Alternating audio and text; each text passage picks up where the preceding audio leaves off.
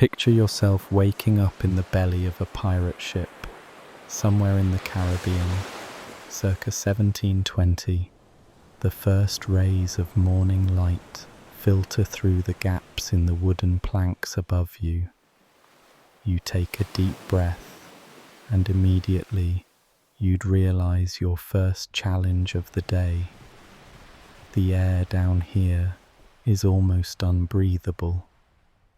The lower decks of a pirate vessel were notoriously suffocating, with oxygen levels so depleted that many men would wake gasping between the bilge water sloshing beneath the floorboards, the packed bodies of dozens of unwashed sailors, and virtually no ventilation. The atmosphere was thick enough to taste. Modern humans, accustomed to fresh air and open windows, would find themselves dizzy and nauseous within minutes of waking.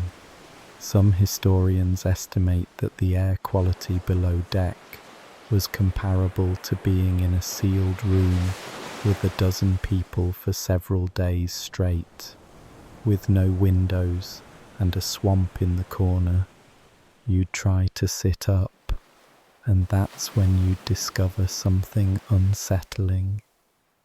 Your hammock is crawling with life that isn't yours. Pirates didn't have the luxury of changing bedding, ever, really. Your canvas hammock would be home to colonies of lice, fleas, and bed bugs that would have feasted on you throughout the night. The itching would be maddening, constant, and there would be absolutely nothing you could do about it. Every pirate accepted this as simply part of existence, scratching absently at their skin until it bled, which of course only invited infection. As you'd lower yourself from your hammock, your bare feet would meet the deck. And here's where things get particularly grim. The floor beneath you isn't just wet. It's a biological nightmare. The bilge, the lowest part of the ship's hull, collected everything. Seawater that leaked through the planks, urine, vomit, food scraps, dead rats, and things far worse. This fetid soup would slosh back and forth with every wave, and the smell, an acrid combination of rot, excrement, and decay, would be so overwhelming that you'd need weeks just to stop retching from it. Pirates developed what was essentially olfactory blindness to survive, but you wouldn't have that adaptation. The toxic fumes alone could cause respiratory damage. You'd need to climb the ladder to the upper deck, and immediately you'd face another harsh reality. Your body is already failing from malnutrition. Pirates rarely had access to fresh fruits or vegetables, sometimes going months without them. This meant scurvy was virtually guaranteed, a disease that would make your gums swell and bleed, your teeth loosen and fall out, and old wounds spontaneously reopen. But it's only your first day, you might think. Except that if you were truly living as a pirate, you'd already be weeks or months into this lifestyle. Your joints would ache, your skin would bruise at the slightest touch, and you'd feel perpetually exhausted. The hardtack biscuits and salted meat that comprised the pirate diet provided calories, but almost nothing else your body needed. Emerging onto the main deck, you'd be hit by the Caribbean sun, and here's something most people don't consider. You have no protection from the sun whatsoever. Pirates didn't have sunscreen, sunglasses, or even wide-brimmed hats in many cases. The tropical sun reflecting off the water would assault you from every angle. Within hours, your skin would begin to burn, and after days of this exposure, you'd develop sun poisoning, blistering burns, fever, chills, and nausea. Pirates who survived years at sea often looked decades older than their actual age, their skin leathery, deeply wrinkled, and covered in precancerous lesions. Your modern skin, pampered by indoor living and SPF protection, wouldn't stand a chance. The captain calls for all hands on deck, and you'd realise something immediately. You have no idea how to do any of the actual work required. Operating a sailing ship was an extraordinarily complex skill that took years to master. You'd need to know dozens of different knots, each for specific purposes. You'd need to understand how to trim sails based on wind direction, how to read weather patterns in the clouds, how to navigate by the stars. The rigging alone involved hundreds of ropes, each with a specific name and function. Make a mistake, and you could bring the mast down, tangle the lines, or get someone killed. Pirates had no patience for incompetence, because incompetence at sea meant death for everyone. You'd be expected to pull your weight immediately, and your inability to do so would mark you as useless cargo. As the morning work begins, you'd be handed your assignment, and the physical labour would be far beyond what your body could handle. Hauling ropes, raising anchors, scrubbing decks. These weren't gym exercises. They were brutal, constant tests of endurance. A typical anchor on a pirate ship could weigh several hundred pounds, and it had to be raised by hand using a capstan, essentially a giant winch that required multiple men pushing on wooden bars for 30 minutes or more of sustained, back-breaking effort. Your modern body, even if you consider yourself fit, hasn't been conditioned for this kind of sustained manual labour. Within an hour, your hands would be bleeding from rope burns, your back would be screaming, and your muscles would be approaching failure. And then comes breakfast, and what you're served would make you gag. Hardtack, a rock-hard biscuit that's been in a barrel for months, is infested with weevils. You're expected to eat it anyway, insects and all.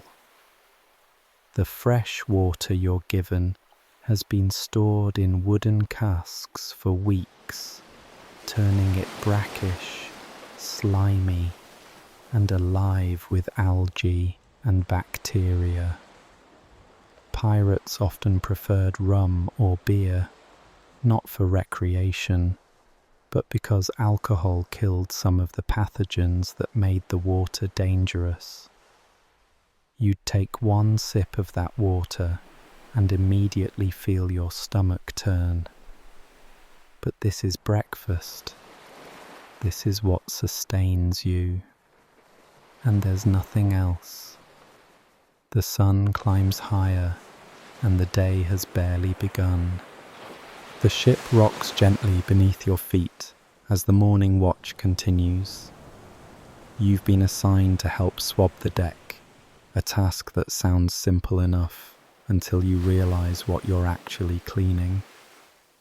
The deck is stained with blood that never quite comes out. Pirates were violent by trade, and their ships bore witness to countless acts of brutality. Floggings, amputations, executions, and the aftermath of boarding actions.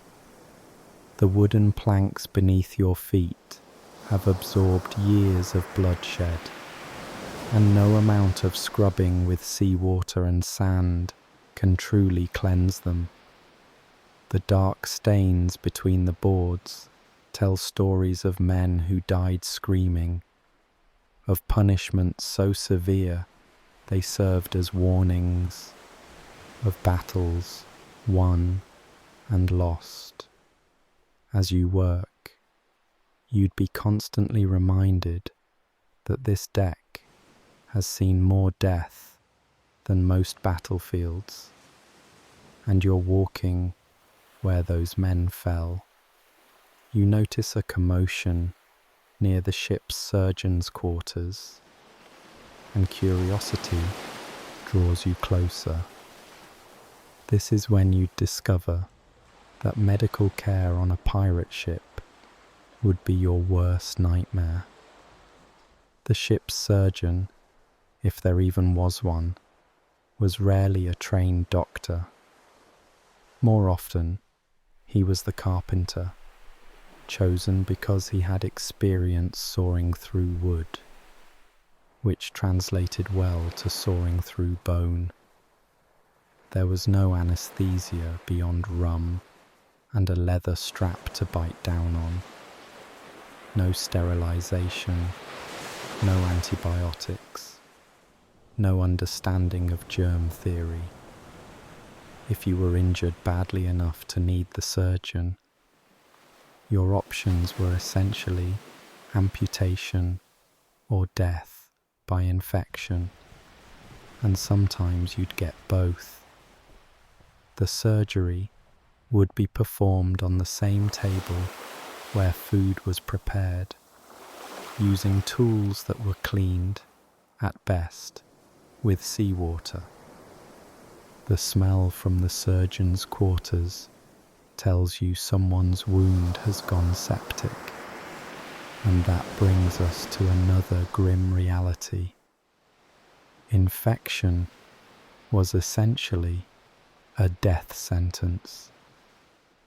Even a small cut could become infected in the filthy conditions of a pirate ship. Without antibiotics, once an infection set in and spread to your bloodstream, you would die, slowly and painfully, as fever consumed you and gangrene turned your flesh black. Pirates learned to fear the smallest injuries because they knew what could follow. A splinter that went too deep, a rope burn that wouldn't heal, a scraped knee on the deck. Any of these could be the beginning of your end. You'd watch your own body turn against you, fully conscious and aware as the infection advanced.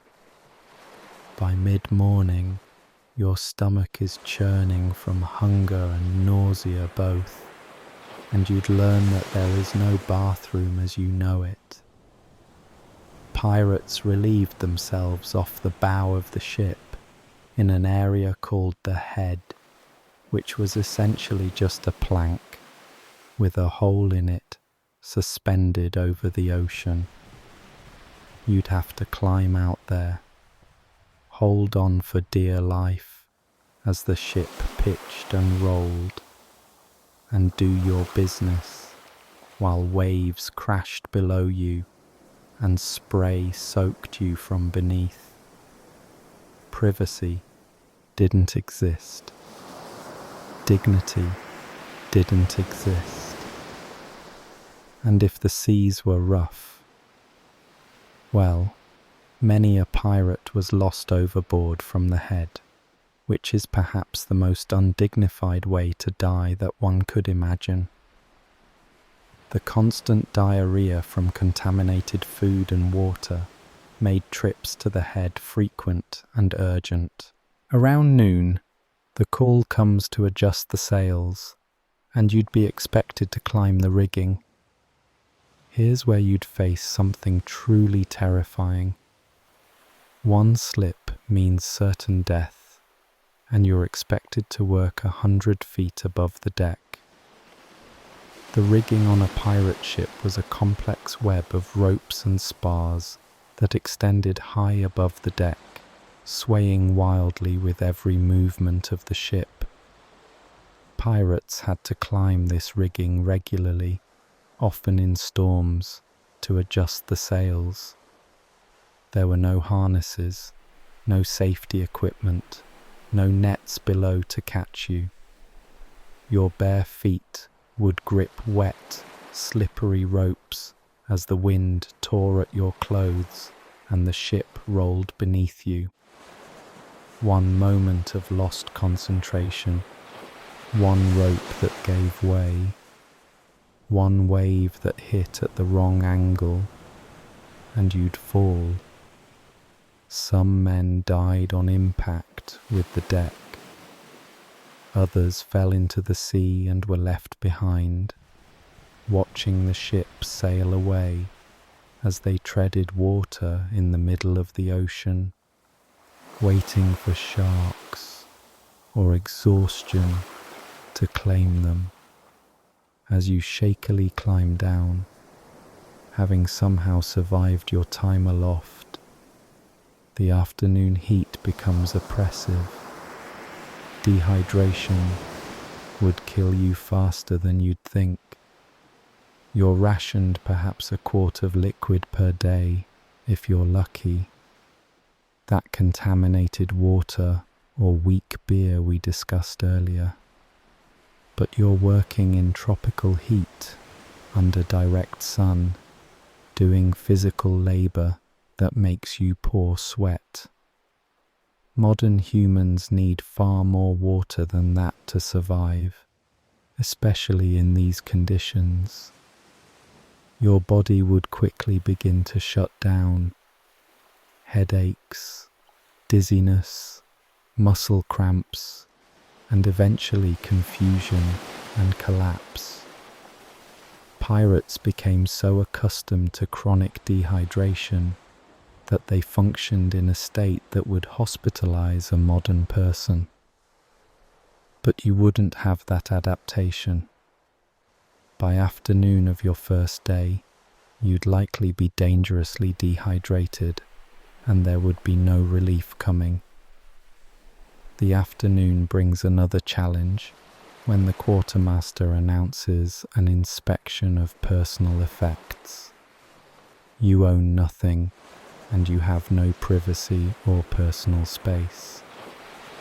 Pirates operated under strict articles that governed the distribution of plunder, and until a raid was successful, you'd have exactly what you stood up in. A single set of clothes that you'd wear until they rotted off your body. No spare shirt, no change of pants, no personal items, beyond perhaps a knife. Your hammock space was 18 inches wide, shared with the vermin we discussed earlier, and that was the totality of your personal domain. If your clothes wore out before the next successful raid, you'd go without. The concept of personal property, of having your own space and belongings, would be entirely foreign. You were communal property, essentially, owned by the ship and the crew. As the day wears on, tensions rise among the crew, and you'd witness something that makes your blood run cold. Violence among the crew was constant and brutal.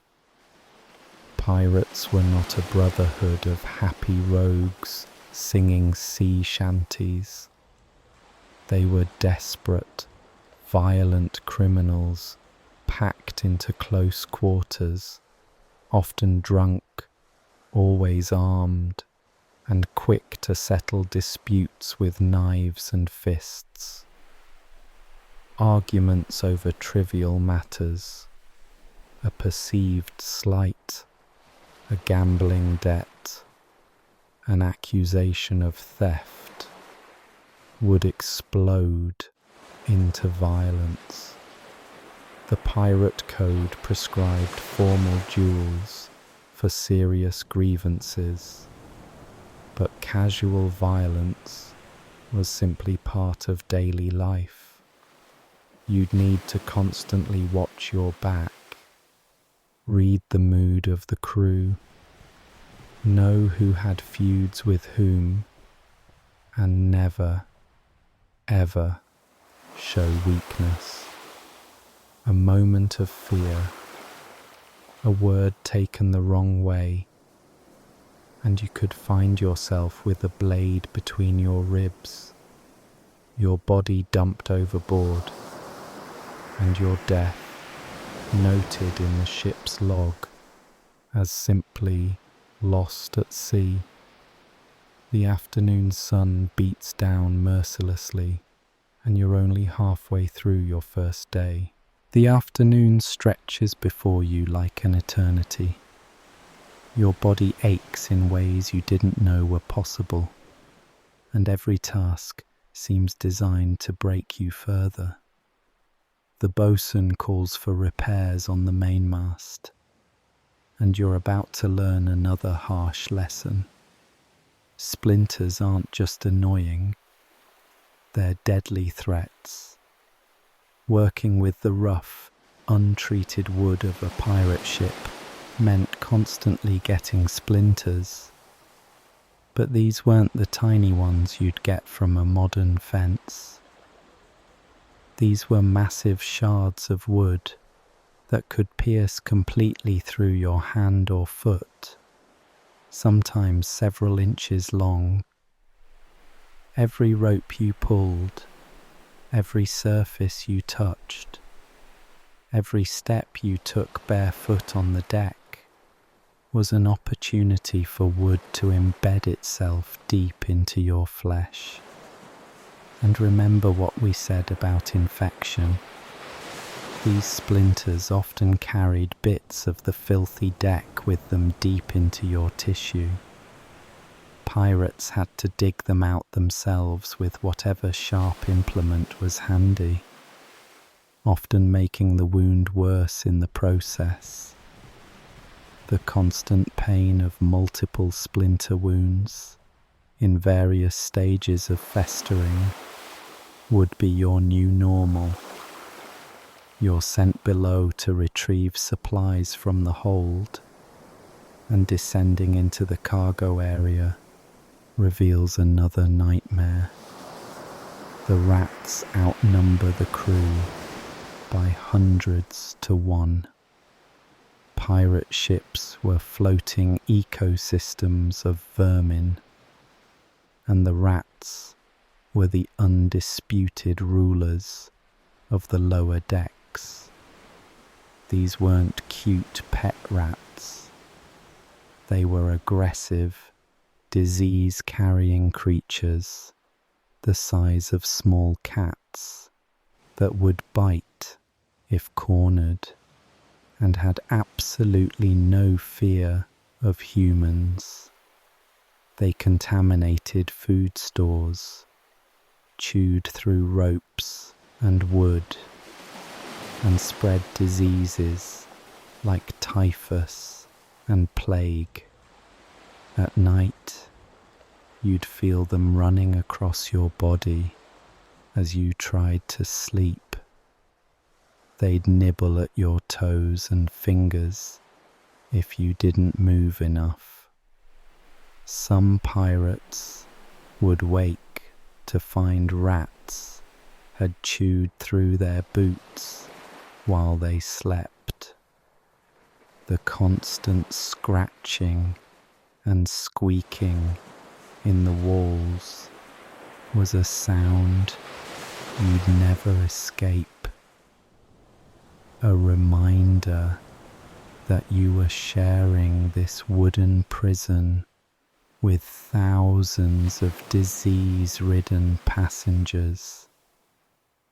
While you're in the hold, struggling to find the supplies in the dim light, you'd discover that navigation in the ship's interior is nearly impossible.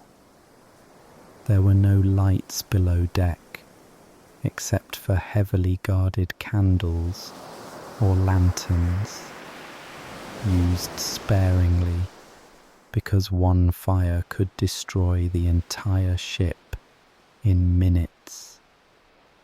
You'd be stumbling through near total darkness, trying to navigate cramped passages barely wide enough for your shoulders, with a ceiling so low you'd constantly be hitting your head.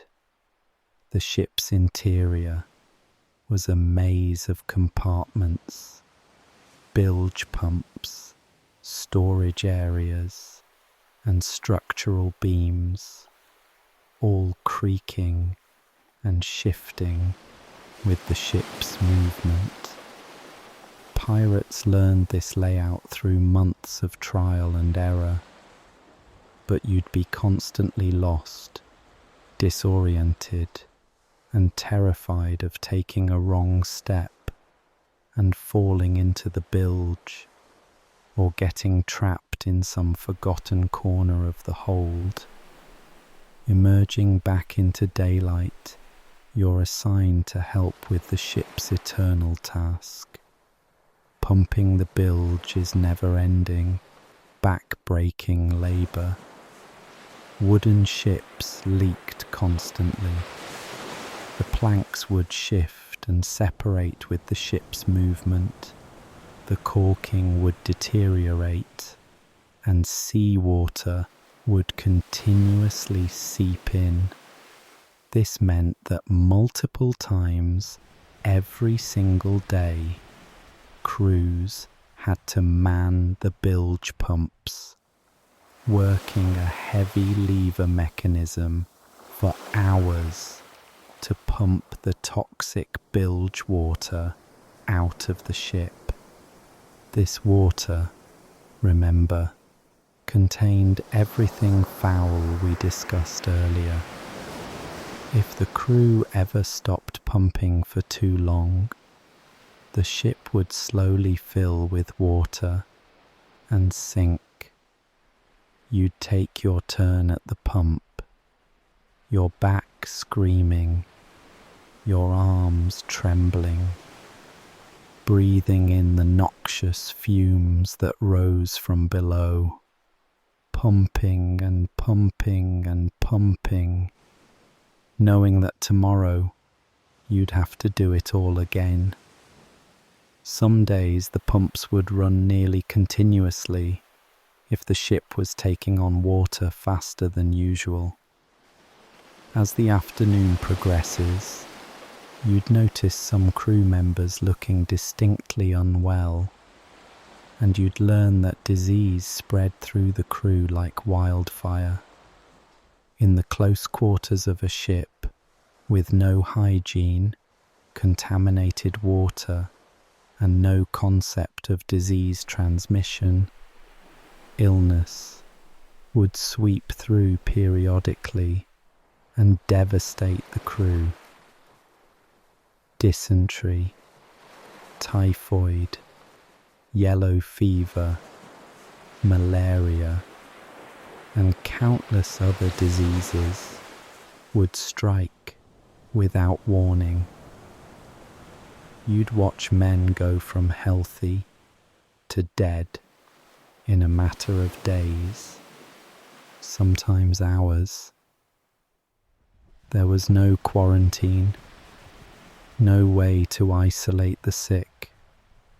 They'd remain in their hammocks, inches from yours, coughing and sweating and expelling infectious material into the air you all breathed.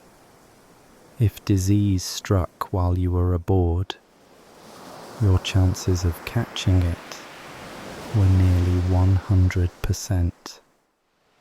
And if you caught it, well, your survival would be a matter of pure luck and the strength of your immune system, which was already compromised by malnutrition and stress.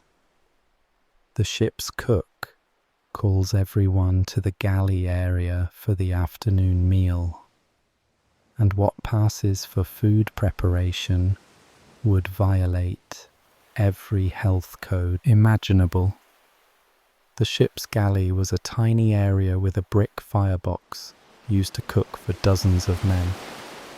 The cook, who was often a pirate who'd been injured and could no longer do heavy labour, would prepare meals in conditions that were spectacularly unsanitary. Meat was stored in barrels of brine, often for months, until it turned grey and slimy. The cook would rinse it briefly in seawater and toss it in a pot. Utensils, if cleaned at all, were rinsed in the same buckets used for everything else. The pots were encrusted with residue from countless previous meals, and everything was cooked together in a stew called lobscouse or skilly-gully, a grey, greasy concoction that could contain salt pork, hardtack crumbs, onions, if you were lucky, and whatever else was available. It looked like wallpaper paste and tasted worse. You choke down your portion and immediately feel your stomach rebel. Food poisoning was just part of the experience. With no refrigeration, no understanding of food safety, and ingredients that were often already spoiled before cooking, gastrointestinal distress was constant. You'd experience cramping, nausea, vomiting, and diarrhea on a regular basis, sometimes all at once. This made the trips to the head we discussed earlier even more urgent and frequent. Your digestive system would be in a perpetual state of revolt, and there was nothing you could do but endure it. Pirates developed iron stomachs over time, but you wouldn't have that adaptation. Every meal would be a gamble, and you'd lose that gamble regularly. Late afternoon brings a shift change, and you'd think you might get rest. But there is no such thing as an 8-hour workday. Pirates worked in watches, typically 4 hours on and 4 hours off, around the clock. But those 4 hours off weren't for sleeping. They were for maintenance, repairs, drills, and whatever else needed doing. On a ship, there was always work to be done. Real sleep came in brief, interrupted stretches, never long enough to truly rest. You'd be perpetually exhausted, operating in a fog of sleep deprivation, that made everything harder, more dangerous, and more miserable. Modern humans need 7 to 9 hours of sleep to function. You'd be lucky to get 4 hours total in a day, and never consecutively. The chronic exhaustion would impair your judgment, slow your reflexes, and make you prone to accidents that could kill you or others. The sun begins its descent toward the horizon, painting the sky in shades of orange and red. You've survived the afternoon, but the evening is still ahead. As twilight approaches, the temperature finally begins to drop, but relief doesn't come with it. Instead, you're about to discover a new set of challenges that emerge with the darkness. The temperature swings from extreme heat to surprising cold. During the day, the tropical sun turned the deck into a griddle, but at night, especially on the open ocean, temperatures could plummet.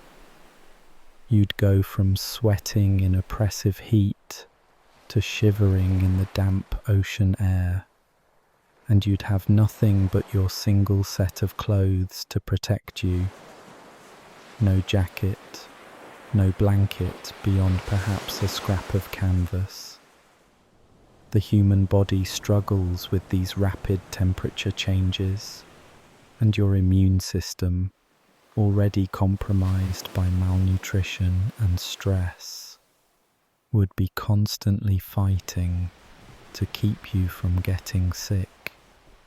Many pirates suffered from chronic respiratory infections, their lungs damaged by this endless cycle of extreme heat and cold, made worse by the damp, salty air that never fully left your lungs. As darkness falls, the boatswain calls for the evening watch to light the ship's lanterns, and you'd learn that fire aboard a wooden ship is a terror that never sleeps. Every flame was a potential death sentence for everyone aboard. Ships were made of wood, sealed with tar and pitch, with canvas sails and rope rigging, all incredibly flammable materials.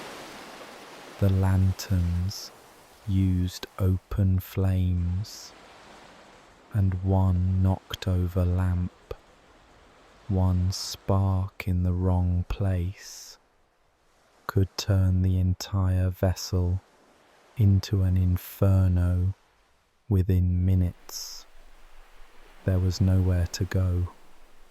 No fire department to call, no escape except the ocean.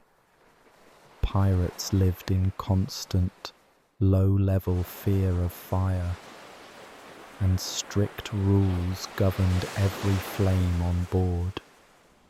If fire did break out, your options were to fight it desperately with buckets of seawater, or abandon ship and take your chances in the ocean.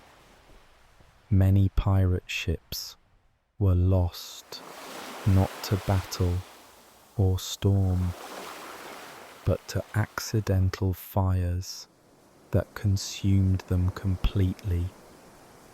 Your watch assignment for the evening is at the helm, and you discover that steering a ship is far more difficult than it appears. The ship's wheel was massive and heavy, requiring significant strength to turn, especially in rough seas. But strength wasn't enough. You needed to understand how the ship responded to the rudder, how the wind and waves affected your course, how to compensate for drift and current. Make the wrong adjustment, and you could put the ship in irons, where the sails can't catch wind and the vessel becomes dead in the water. Worse, you could accidentally jibe, causing the boom to swing violently across the deck, potentially killing anyone in its path. The helmsman's job was one of constant attention and skill, and your complete lack of experience would quickly become apparent. Pirates would have to constantly correct your errors, and their patience would wear very thin, very fast. As night fully settles in, you'd notice the ship comes alive with different sounds, and you'd face a psychological challenge. The darkness at sea is absolute and psychologically devastating. Modern humans are never truly in darkness. There are always streetlights, stars visible through light pollution, the glow of electronics. But on a pirate ship, miles from any land, on a moonless night, the darkness was complete and suffocating. You couldn't see your hand in front of your face. The only lights were the few carefully guarded lanterns on deck, creating small islands of dim illumination in an ocean of black. This darkness was disorienting and deeply unsettling. You'd lose all sense of space and direction. The ship would creak and groan around you with sounds you couldn't identify.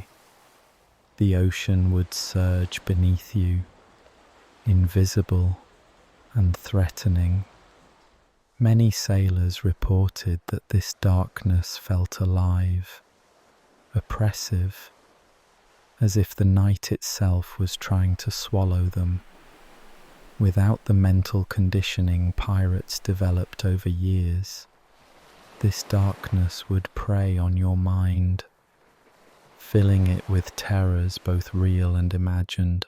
During your watch, one of the older pirates starts telling stories, and you'd realize that the psychological warfare of pirate legends was as much a survival tool as a weapon. Pirates cultivated reputations of extreme brutality deliberately. They told stories of torturing captives, of making prisoners walk the plank, of keel hauling and marooning.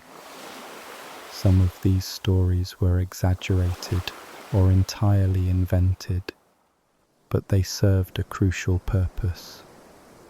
When a pirate ship raised its colours and approached a merchant vessel, the crew of that vessel would often surrender immediately out of sheer terror, having heard the stories.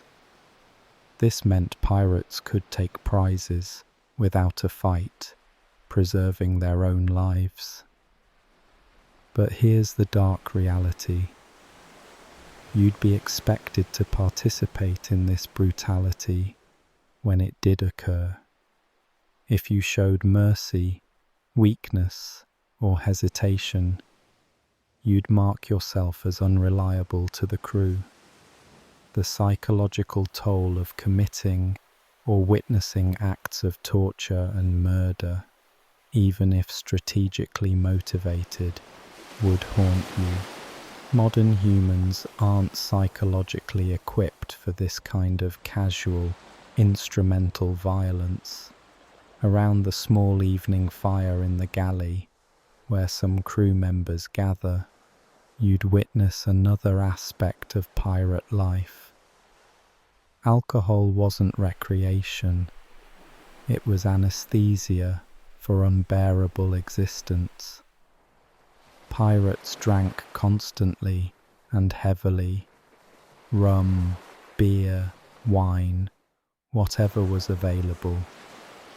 This wasn't a party, it was self-medication.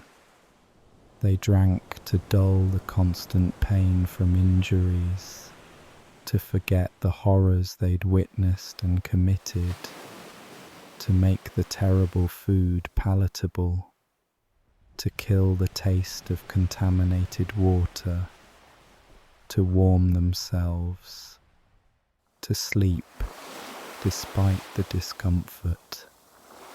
Alcoholism was nearly universal among pirates, and the withdrawal symptoms when supplies ran low could be as dangerous as any battle. For you, watching men drink themselves into oblivion every single night, seeing the fights and accidents that resulted from intoxication, dealing with hungover crew members whose impaired judgment could get everyone killed. This would be yet another layer of dysfunction you'd have to navigate, and the pressure to drink along with them would be immense, because refusing would mark you as an outsider. Someone pulls out dice for a game, and you'd learn that gambling debts could literally cost you your life. Pirates gambled obsessively. Dice, cards, betting on anything they could quantify. It was one of the few entertainments available, but it was also deadly serious. Pirates had almost nothing, so they'd bet their shares of future plunder, their personal items, even their rations. Losing badly could leave you destitute, and debts were enforced violently. Accusations of cheating, whether true or not, were common and often led to duels or murder.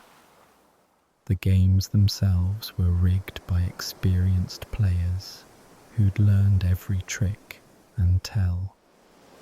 As a newcomer, you'd be targeted as an easy mark, drawn into games you couldn't possibly win, and quickly find yourself in debt to dangerous men. The social pressure to participate would be enormous, but participation would almost certainly lead to your ruin. As the evening wears on, your exhaustion deepens, and you'd realize that there is no mental health support for the psychological trauma you're accumulating. Everything you've experienced so far, the violence, the filth, the constant threat of death, the moral compromises, the physical suffering, would be taking a severe toll on your mental state. Modern humans would develop PTSD, depression, anxiety disorders, but pirates had no concept of mental health, no therapy, no one to talk to about their trauma. You were expected to simply endure, to be as hard as the life demanded. sign of psychological breakdown would be seen as weakness, and weakness had no place on a pirate ship. You'd be forced to internalize everything, to compress your fear and horror and revulsion down into some locked corner of your mind, and that internal pressure would build and build with no release. Many pirates likely suffered from severe, untreated mental illness, manifesting as paranoia, rage, or the kind of casual cruelty that becomes possible when empathy has been systematically destroyed. The ship's bell rings, marking the end of another watch, and you're finally dismissed to try to rest. But as you descend to your hammock, you know that sleep, if it comes at all, will be brief and troubled. You lower yourself into your hammock, every muscle in your body screaming in protest. The canvas sways with the ship's movement, and you're about to experience what passes for rest on a pirate vessel. Sleep itself becomes a form of torture. Your hammock is perhaps 18 inches wide, forcing you to sleep curled in an unnatural position. The canvas cuts into your back and legs. You can't stretch out, can't roll over, can't find any position that doesn't hurt.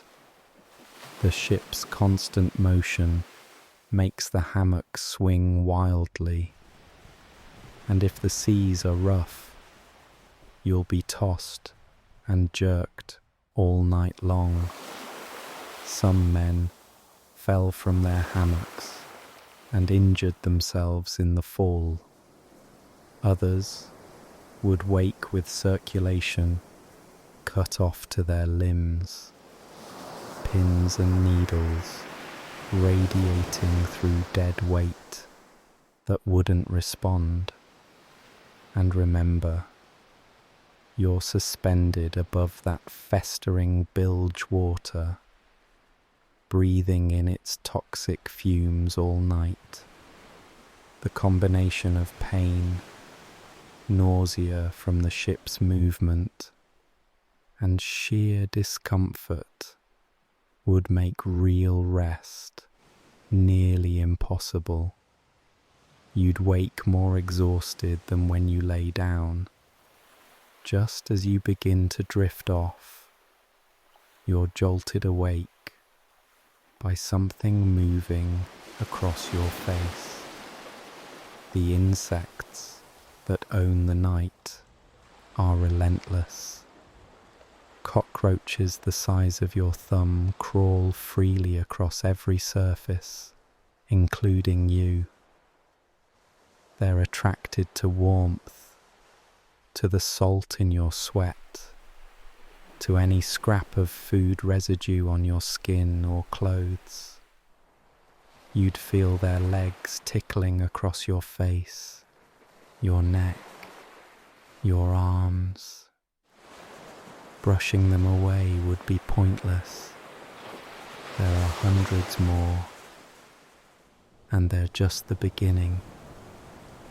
The mosquitoes that breed in the bilge water would swarm at night, their high-pitched whining filling the air as they feast on exposed skin. Each bite would itch maddeningly, and scratching would open your skin to infection. The fleas and lice we mentioned earlier would be most active at night, biting and burrowing. You'd spend the night in constant crawling discomfort, knowing that sleep meant surrendering your body to this army of parasites. You finally manage to doze off, only to be awakened by shouting above deck. The night watch faces dangers that multiply in darkness. During your brief rest, the crew on watch are dealing with challenges you can barely imagine. In complete darkness, they're expected to notice changes in the wind, spot hazards in the water, identify other ships by their lantern configuration, listen for the sound of breakers that might indicate dangerous reefs or shores. One moment of inattention, one watch member who falls asleep, and the ship could run aground, collide with another vessel, or sail into a storm unprepared. The night watch was exhausting and terrifying, requiring constant vigilance when every sense was compromised by darkness. Men on night watch had been known to hallucinate from exhaustion, seeing phantom ships or imaginary lights, making decisions based on things that weren't really there. A fight breaks out in the hammock area, and you'd learn that nighttime was when old grudges were settled. In the darkness, with fewer witnesses and the crew scattered between watches, pirates would use the night to resolve conflicts violently. A knife in the dark, a shove that sends someone down a ladder, a rope that mysteriously breaks and causes a fatal fall. These accidents were common enough that everyone understood what they really were. You'd have to sleep with one eye open, figuratively and sometimes literally, never knowing if someone who'd taken offense to something you'd said or done might decide to settle the score when no one could see clearly what happened. Trust was a luxury no one could afford, and every sound in the night could be a potential threat. Around midnight, the bell rings again, and you're roused for your turn at the night watch. Standing at your post, straining to see anything in the darkness, you'd face another reality. Your senses, so reliable on land, become nearly useless at sea. Depth perception fails when there are no reference points. Sounds carry strangely over water, seeming to come from the wrong direction. The salt air plays tricks with your sense of smell. Your balance, dependent on visual cues, becomes unreliable when you can't see the horizon. Pirates developed an almost supernatural ability to read the sea through these compromised senses, feeling changes in wind direction on their skin, hearing the difference between waves hitting the hull at various angles, even smelling land or storms before they could see them. But you'd be effectively blind, deaf, and lost, unable to process the information the ocean was providing, making you useless at best and dangerously incompetent at worst during your watch. During your watch, you notice the navigator checking his instruments by lantern light, and you'd understand that navigation was more guesswork than science, and being lost was terrifyingly common. Pirates relied on dead reckoning, estimating their position based on speed, time, and direction travelled. But this method accumulated errors rapidly. Compasses could be thrown off by iron on the ship. Charts were often inaccurate or completely wrong. Cloud cover could prevent celestial navigation for days or weeks. The result was that pirate ships were frequently lost, unsure of their actual position, sailing blind and hoping they'd recognize landmarks when they saw them, running out of food and water because you'd miscalculated the distance to the next port wasn't uncommon. Sailing directly into enemy-controlled waters by accident happened regularly. The ocean is vast and largely featureless, and without modern GPS, being lost at sea was a constant, existential terror. As your watch continues, the cold deepens, and you'd experience something unexpected. Your body begins to break down from the constant exposure to salt. Everything on a ship is coated in salt from sea spray. Your skin, your hair, your clothes. Everything is perpetually damp with salt water. This salt would draw moisture from your skin, leaving it cracked, raw, and bleeding. Your hair would become brittle and break.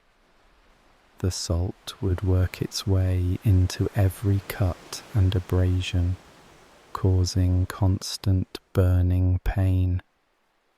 Your lips would crack and bleed. Your eyes would become irritated and inflamed. Over time, this constant salt exposure would damage your skin permanently, creating lesions that wouldn't heal as long as you remained at sea. Modern humans, used to fresh water and protective lotions, would find this constant chemical assault particularly unbearable. Pirates developed thick, leathery skin as a defense mechanism, but your soft, modern skin would simply be destroyed. Near the end of your watch, you're asked to help adjust some rigging in the darkness, and you discover that working at night multiplies every danger exponentially. Tasks that were merely dangerous in daylight became potentially lethal in darkness. You couldn't see where you were stepping, couldn't judge distances accurately, couldn't see if a rope was frayed before you put your weight on it. Pirates working in the rigging at night had to operate entirely by feel and memory, their hands finding the right lines by touch, their feet knowing where each foothold should be. You'd have none of this muscle memory. Every movement would be tentative and uncertain, and uncertainty in the rigging meant death.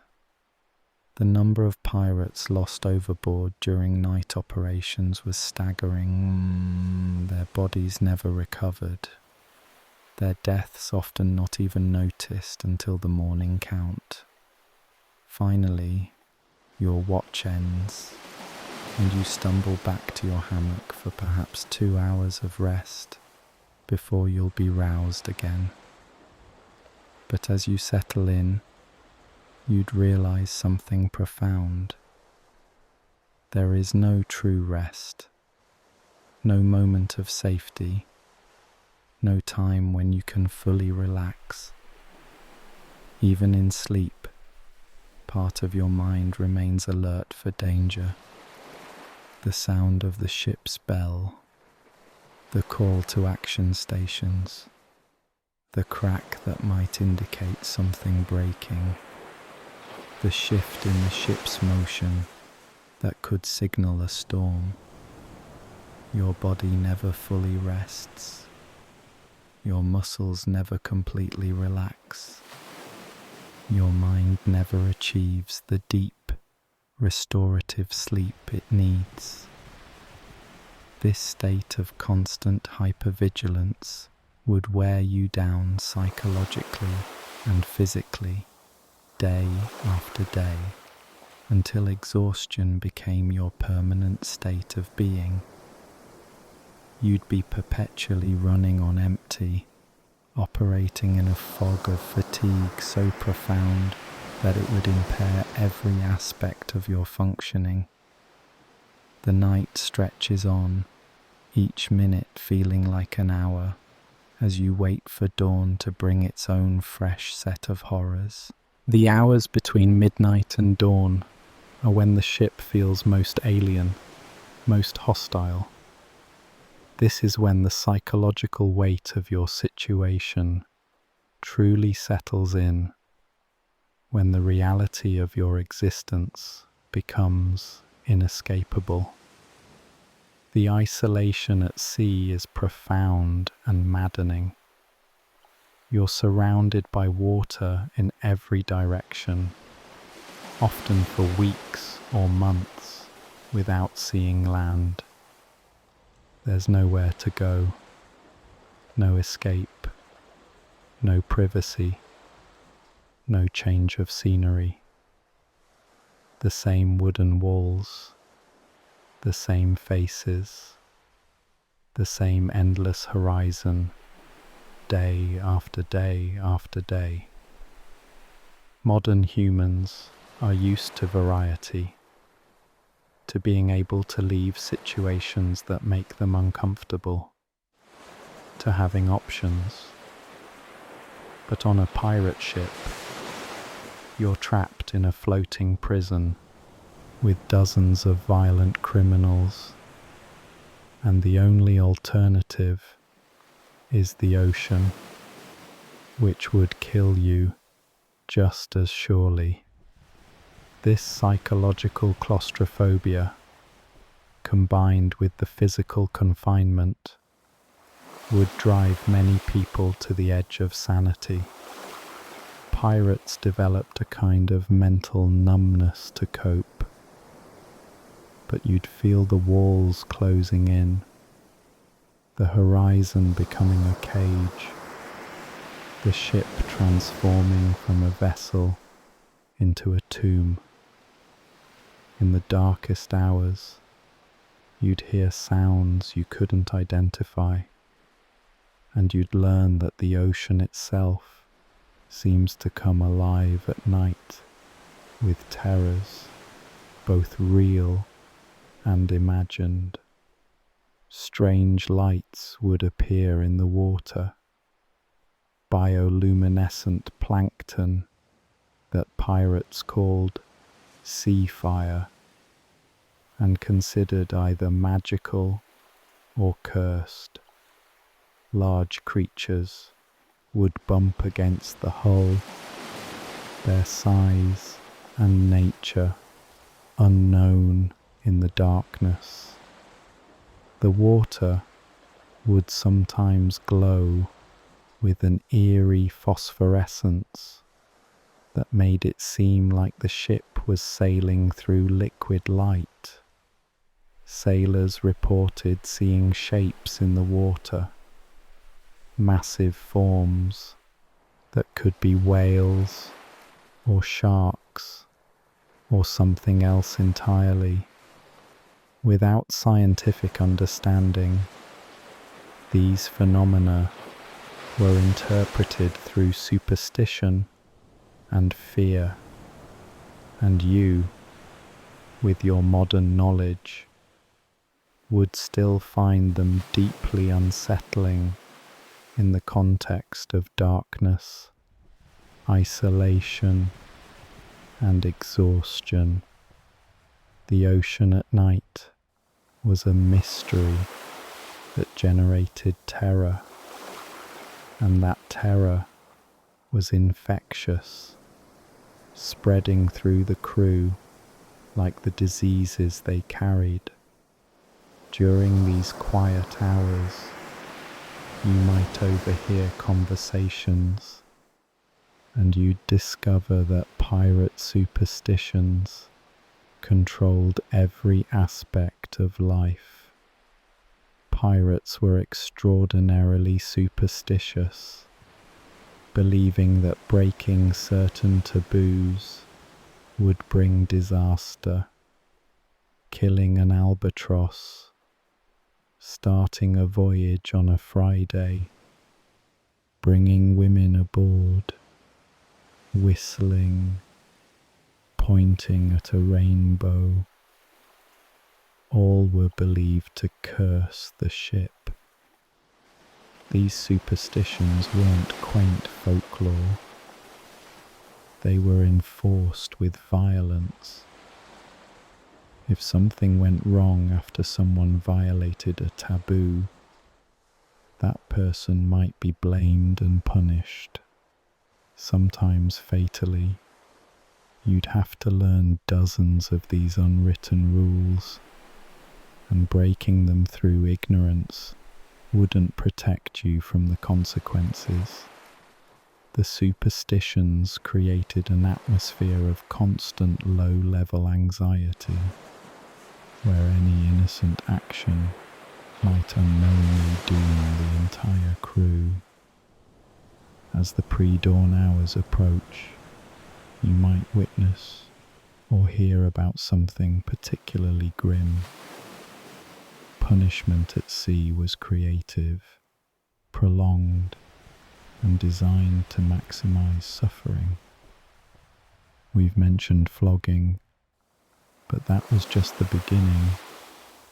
Keel hauling involved dragging a man under the ship's hull from one side to the other, where barnacles would shred his flesh, and he might drown in the process.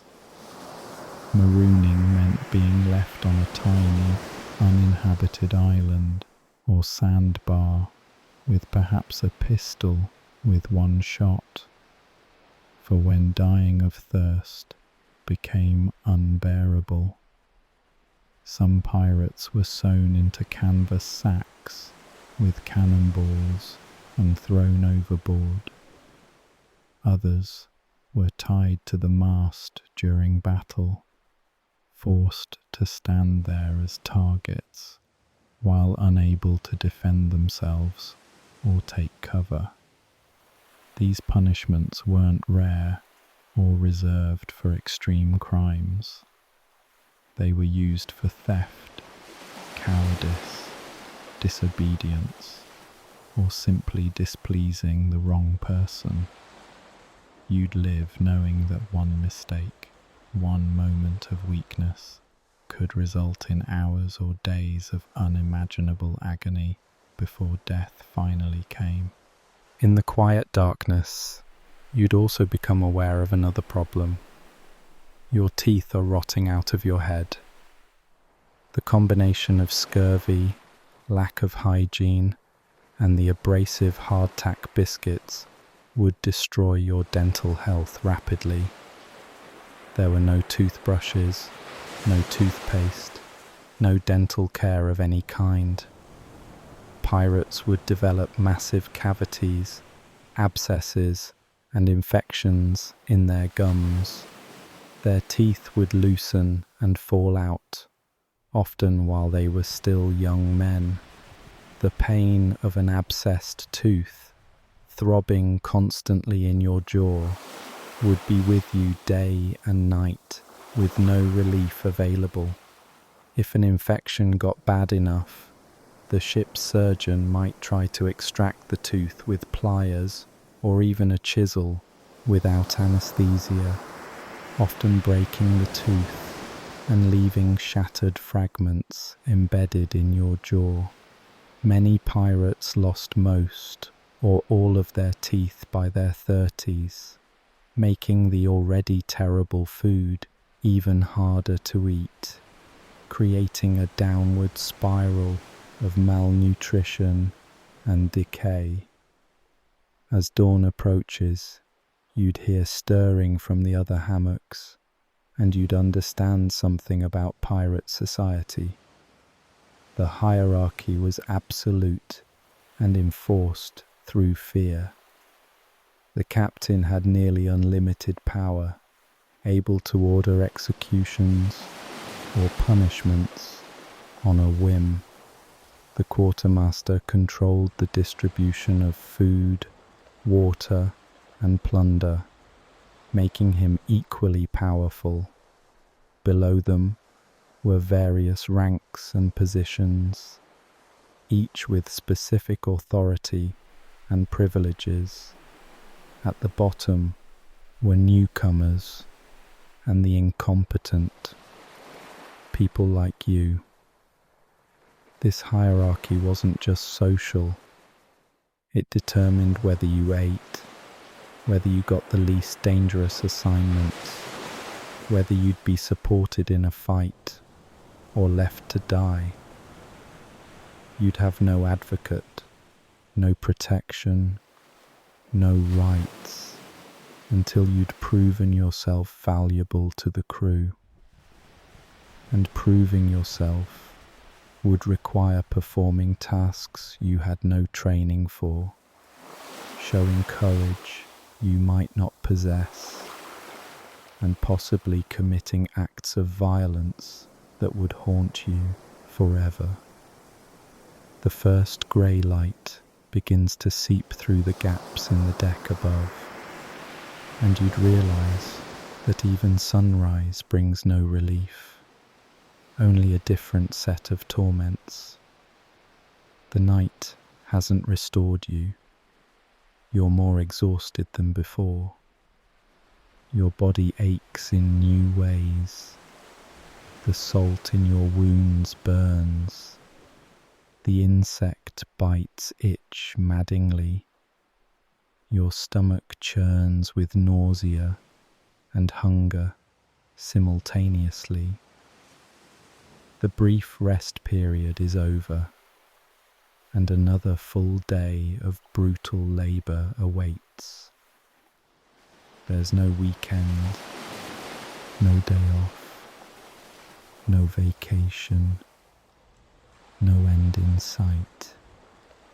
This is your life now, day after day, week after week, month after month. The realization would crush you that yesterday wasn't an aberration or a particularly bad day. It was normal. It was every day. And today would be exactly the same, or worse. You drag yourself from your hammock, and immediately you'd notice something alarming. Your body is already starting to fail in measurable ways. Your muscles, unaccustomed to this level of constant work, are beginning to break down. Your hands are covered in blisters that have popped and become infected. Your feet are developing sores from constant moisture and friction. Your skin is burned, cracked, and raw. You're dehydrated, despite drinking whatever water you could get. Your vision is slightly blurred from exhaustion and possibly the early stages of vitamin deficiency. Your thinking is foggy, your reactions slow. You've lost weight you couldn't afford to lose. And this is just day 1. Imagine day 10. Day 30, day 100, your body would deteriorate steadily, each day leaving you weaker, sicker, more damaged, until you'd be a shadow of your former self, if you survived at all. The ship's bell rings for the morning watch, and the cycle begins again. But you're not the same person who woke up yesterday morning. Something fundamental has broken inside you, some assumption about human dignity or the basic safety of existence.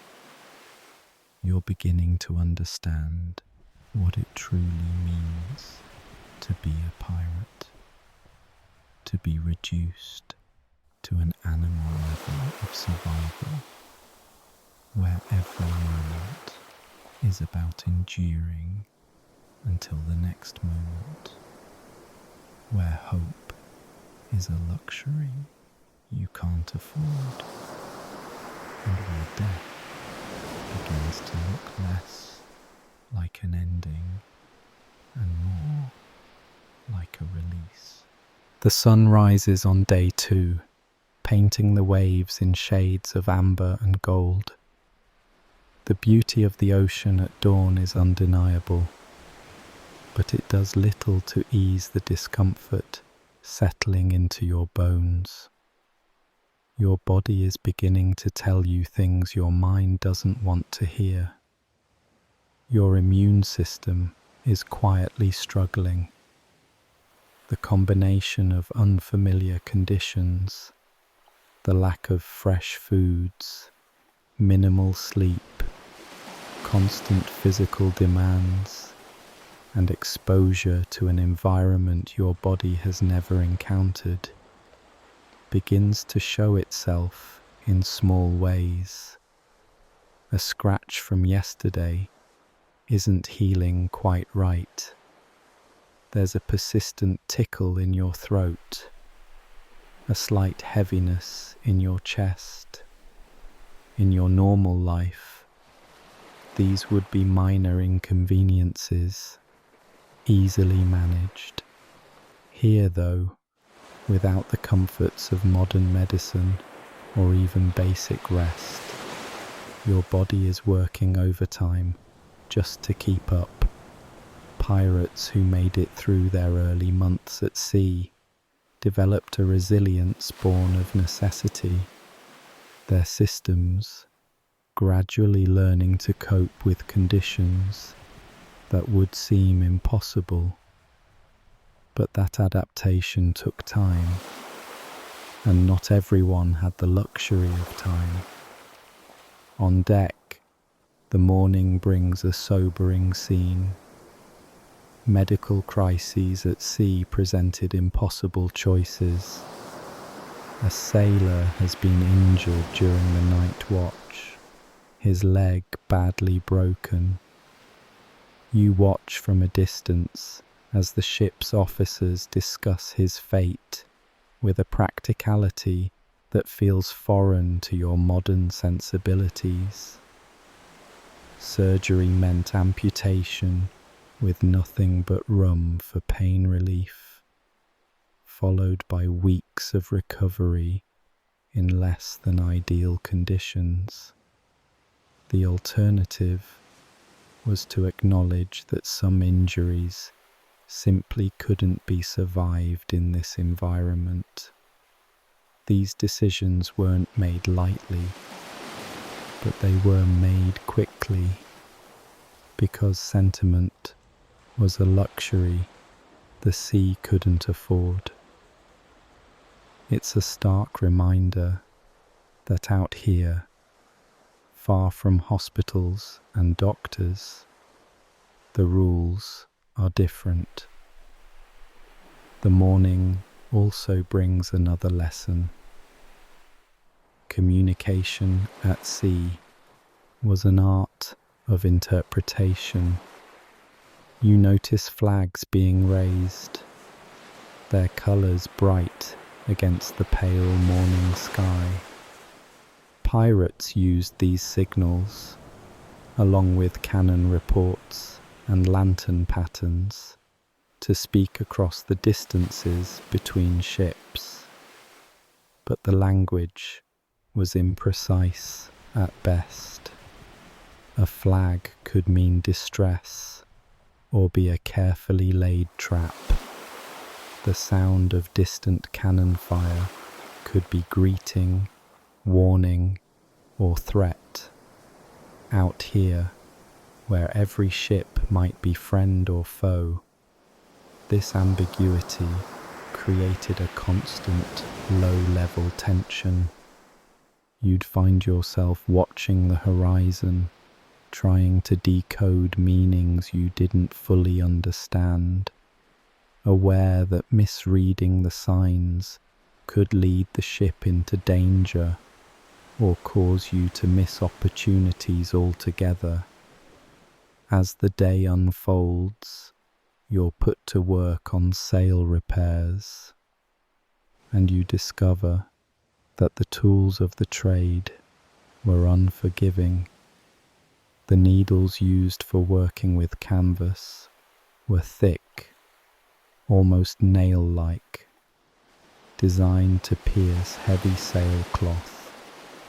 Pushing them through required real force, and with hands not yet calloused from this kind of work, you'd find yourself puncturing your palms almost as often as the fabric. The hemp thread was coarse and rough, the canvas stiff and unwieldy. All of this work happened while the deck moved beneath you, adding challenge to an already difficult task. Pirates' hands became leather tough over time, adapted to these materials and motions.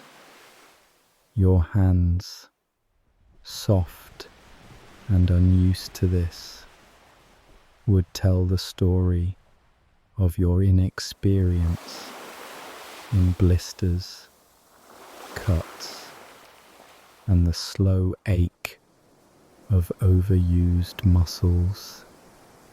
The afternoon brings a moment of tension when a sail appears on the horizon, and you witness the calculated risk of every encounter at sea. The officers gather, spyglasses in hand, studying the distant vessel.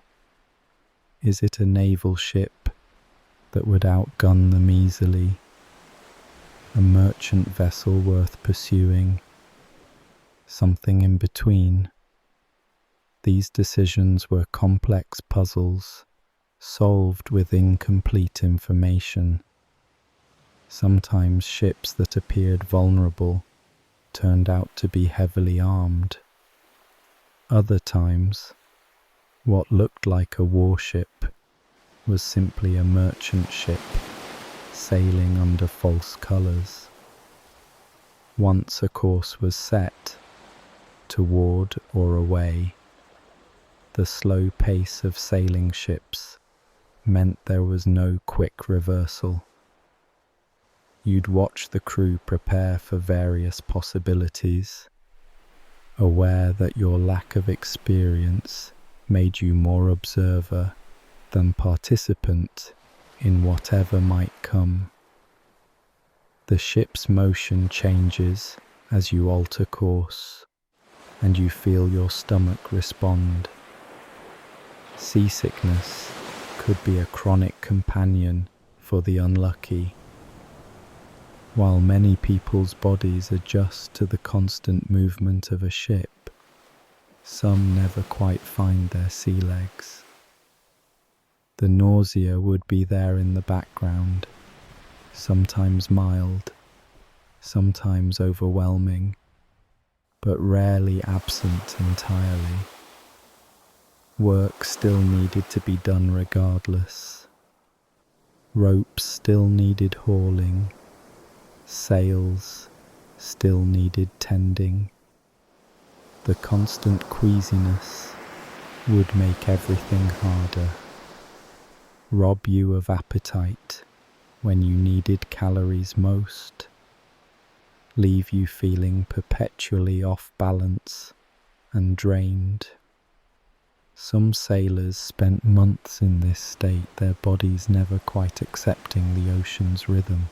As evening approaches, the crew gathers for what you learn is a kind of tribunal, and you see that pirate democracy had its complications. Votes were held for important matters, choosing leaders, establishing rules, judging disputes. On the surface, it seemed remarkably fair for its time. But as you watch, you notice the subtle dynamics at play. Votes were public, not secret. Popular crew members could sway outcomes simply by their presence. Those with reputation or feared personalities cast long shadows over the proceedings. The appearance of fairness was there, but the reality was more nuanced, shaped by relationships and power dynamics that went beyond simple majority rule. During the evening meal, you begin to notice patterns in how food was distributed. Officially, rations were supposed to be equal, shared according to the ship's articles. In practice, though, there were gradations you hadn't noticed before. Some men got portions that seemed just slightly more generous. Others received the pieces of meat that were a little less grey. Water that seemed marginally fresher. The differences were subtle, not dramatic enough to protest openly, but over time, these small advantages would accumulate. It was a quiet reminder that even in a society that prided itself on equality among pirates, informal hierarchies and favoritism found ways to assert themselves. As night falls once more, you become aware of something you've taken for granted your entire life. Privacy is a luxury that doesn't exist here. There's no corner of the ship where you can truly be alone with your thoughts. No moment when you're not visible to someone, not sharing space with dozens of others. Every emotion has an audience. Every moment of weakness or doubt is potentially observed. For someone accustomed to having personal space, to being able to retreat and process experiences privately, this constant exposure creates a subtle but persistent pressure. You find yourself holding things in, carefully managing your expressions, aware that the person you are inside doesn't always match the person you need to present to the crew. The second day comes to a close, the stars emerging overhead in constellations you're learning to recognize. The ocean stretches endlessly in all directions, and you're beginning to understand just how different this world is from the one you knew. The third day brings changes in the air. You can feel it before you see it. A shift in the wind, a different quality to the light. The crew moves with purpose, their eyes on the darkening horizon, and you're about to learn what weather truly means when there's no shelter. Storms at sea are existential threats that turn the ship into chaos. The first drops of rain feel almost refreshing after days of salt and sun, but that relief is short-lived. Within minutes, the rain becomes a deluge. Sheets of water so thick you can barely see the mast in front of you. The wind howls. The waves grow from gentle swells to towering walls of water that toss the ship like a toy. Everything becomes slippery and dangerous. The crew rushes to secure loose items, take in sails, batten down hatches. You're shouting to be heard, drenched to the bone in seconds, clinging to whatever you can grasp as the deck pitches at angles that seem impossible. Modern humans have the luxury of watching storms from inside, protected by walls and roofs. Out here, you're exposed to the full fury of nature's power, and it's terrifying in a primal way.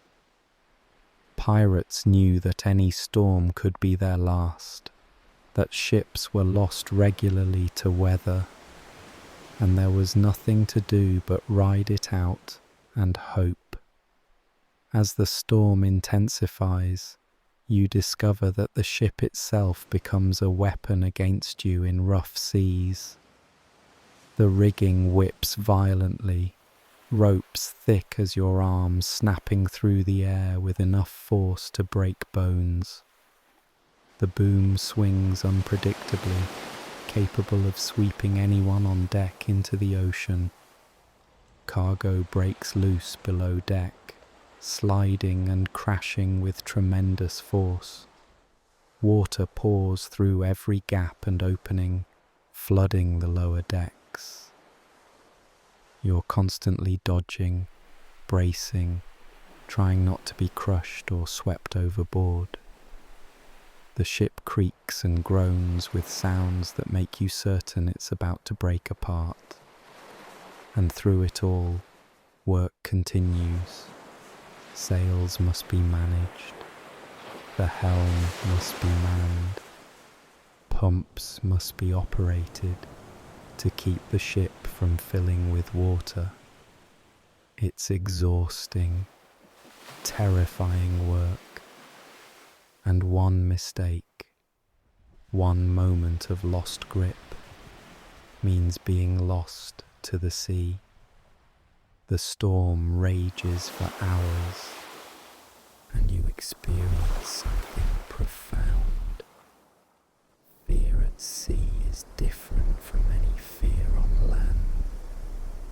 On land, when you're afraid, you can run, call for help, find shelter. At sea, in a storm, there's nowhere to go. The danger surrounds you completely. You can't escape it, can't negotiate with it, can't do anything but endure it. This helplessness creates a unique kind of terror that seeps into your bones. You watch waves as tall as buildings approach you, knowing that if one breaks one against the deck, simply vanning into the churning water.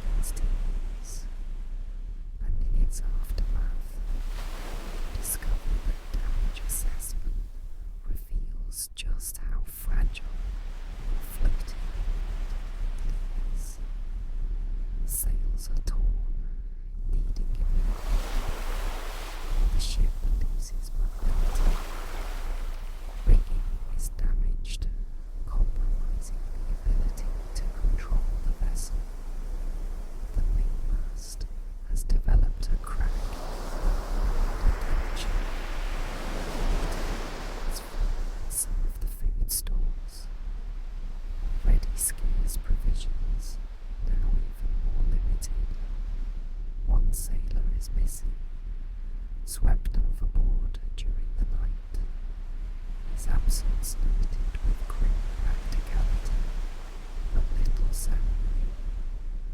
Another has a broken arm from being thrown against a beam. The ship that seemed solid and reliable yesterday now feels like a collection of barely held together pieces.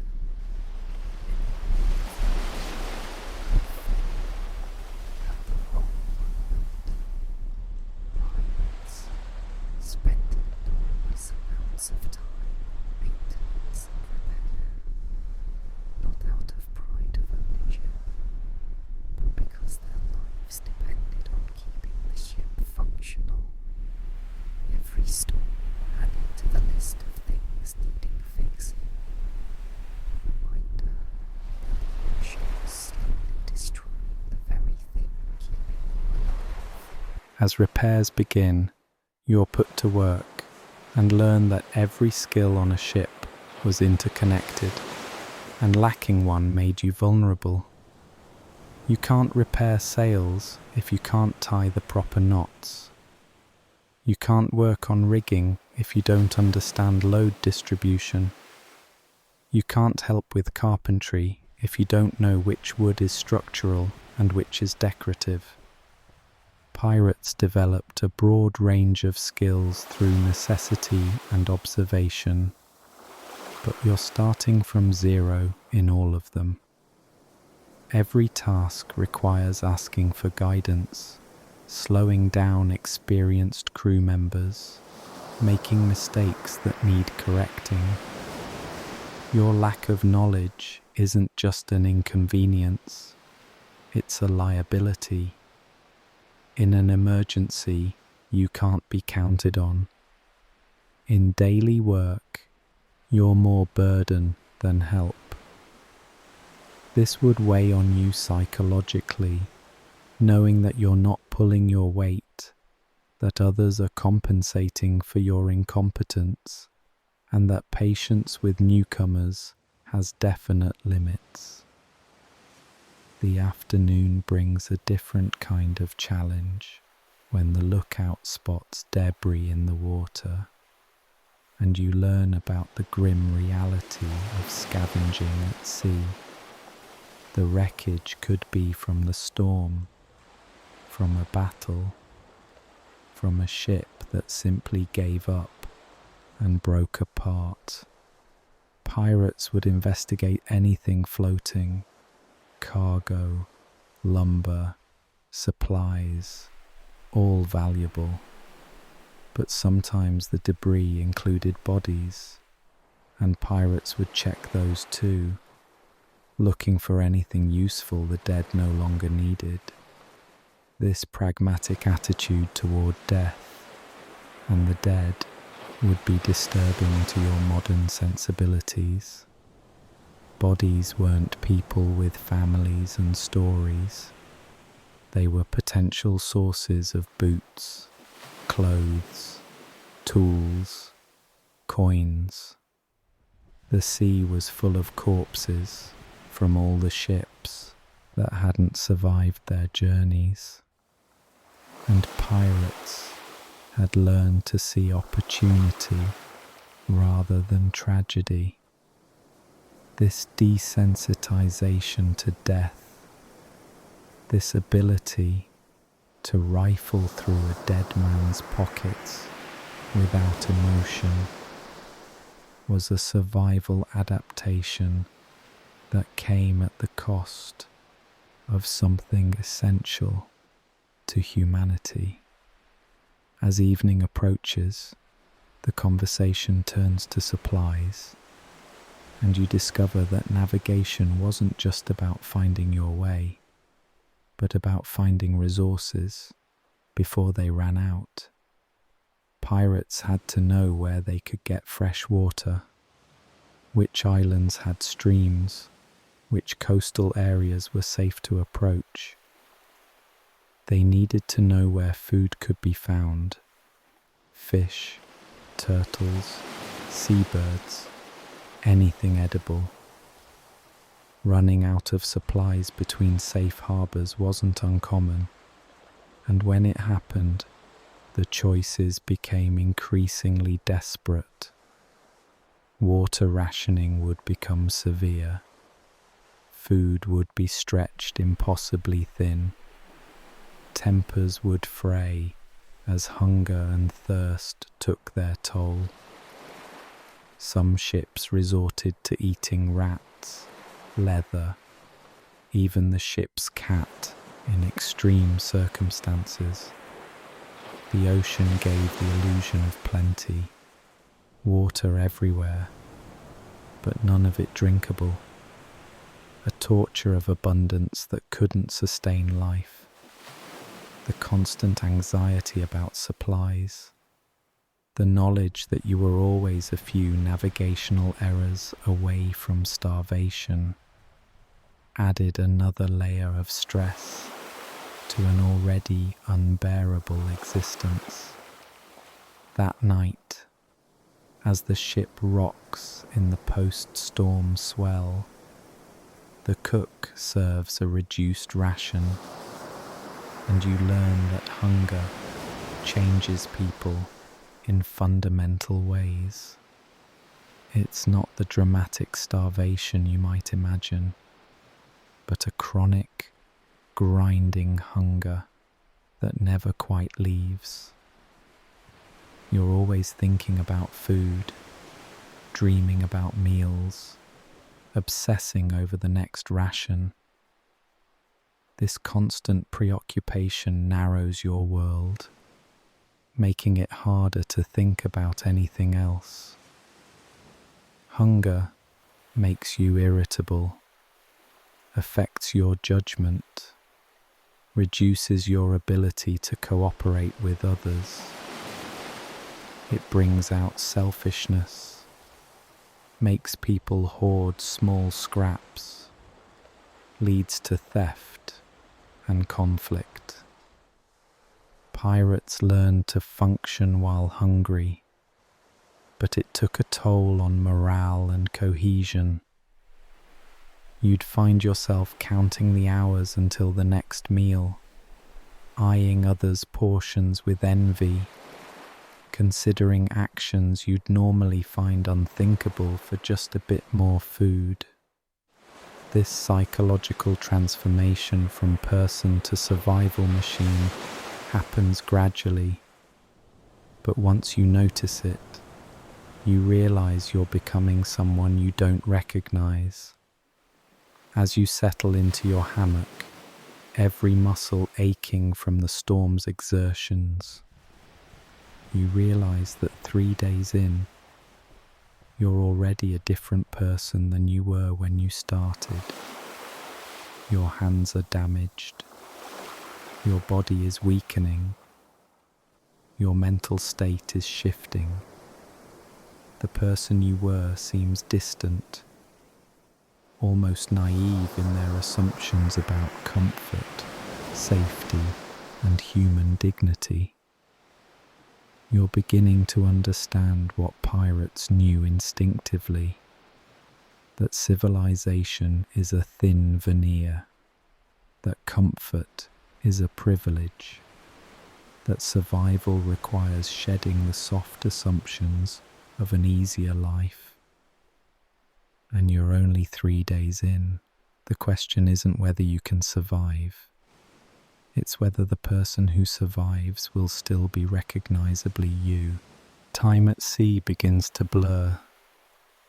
Days blend into each other, marked only by the rhythm of watches and meals and the endless cycle of work.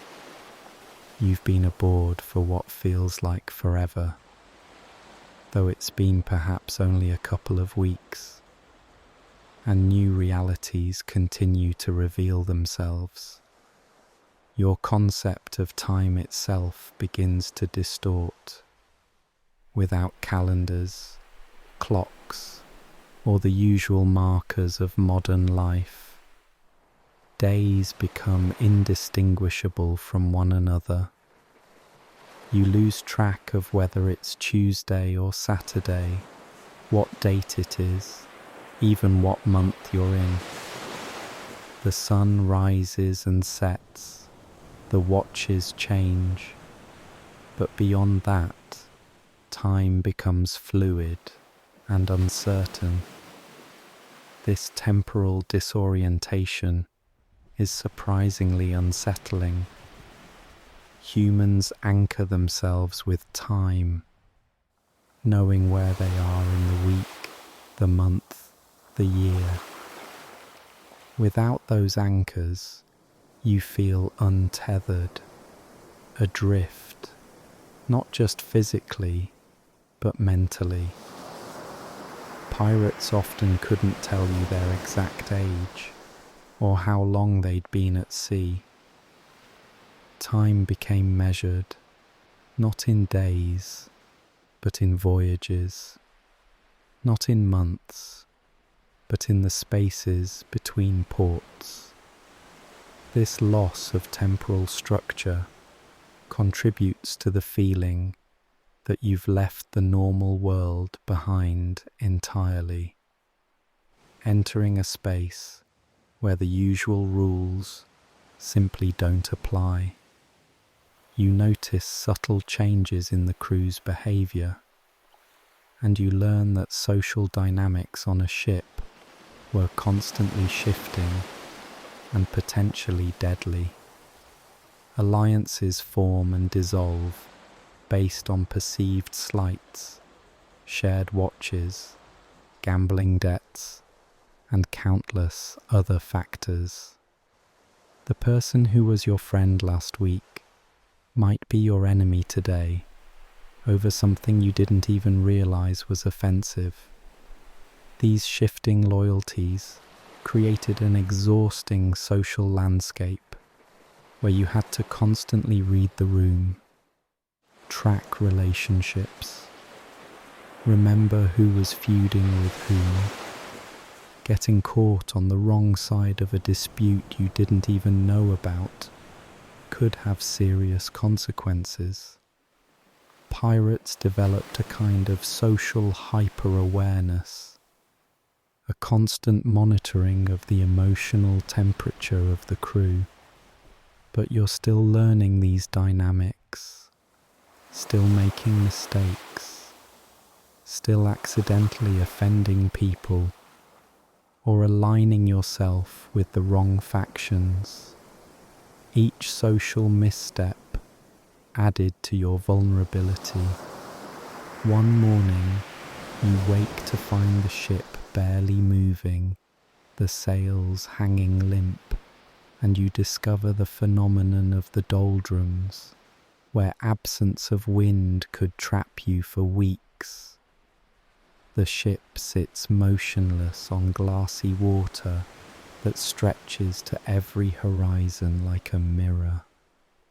It's eerily beautiful and absolutely terrifying. Without wind, the ship can't move. Supplies continue to dwindle while you go nowhere. The sun beats down without mercy, reflected off the water, turning the ship into an oven. Tempers fray faster in the still, hot air. The psychological weight of being trapped, going nowhere, watching supplies diminish while the horizon remains unchanged day after day. It's maddening. Some sailors reported going slightly mad during extended periods in the doldrums. The monotony and helplessness breaking something in their minds. Pirates would try everything, rowing with the small boats to tow the ship, rituals to summon wind, desperate prayers to any deity who might listen, and all you could do was wait and hope, watching your chances of survival decrease with each windless day. During this becalmed period, the heat becomes truly oppressive, and you learn that extreme heat without relief is its own form of torture. The sun hammers down hour after hour, day after day. There's no air conditioning, no fans, no ice, no escape. The deck becomes too hot to touch with bare feet. Below deck is an airless oven. Your body sweats constantly, but there's no cool water to drink. Only warm, brackish liquid that barely helps. Heat exhaustion sets in. Dizziness, confusion, weakness. Some crew members develop heat stroke, lying in whatever shade they can find, delirious and potentially dying. The heat affects everything. Tempers become even shorter. Work becomes harder. Sleep becomes impossible. Food spoils faster. You discover that comfort wasn't just a luxury.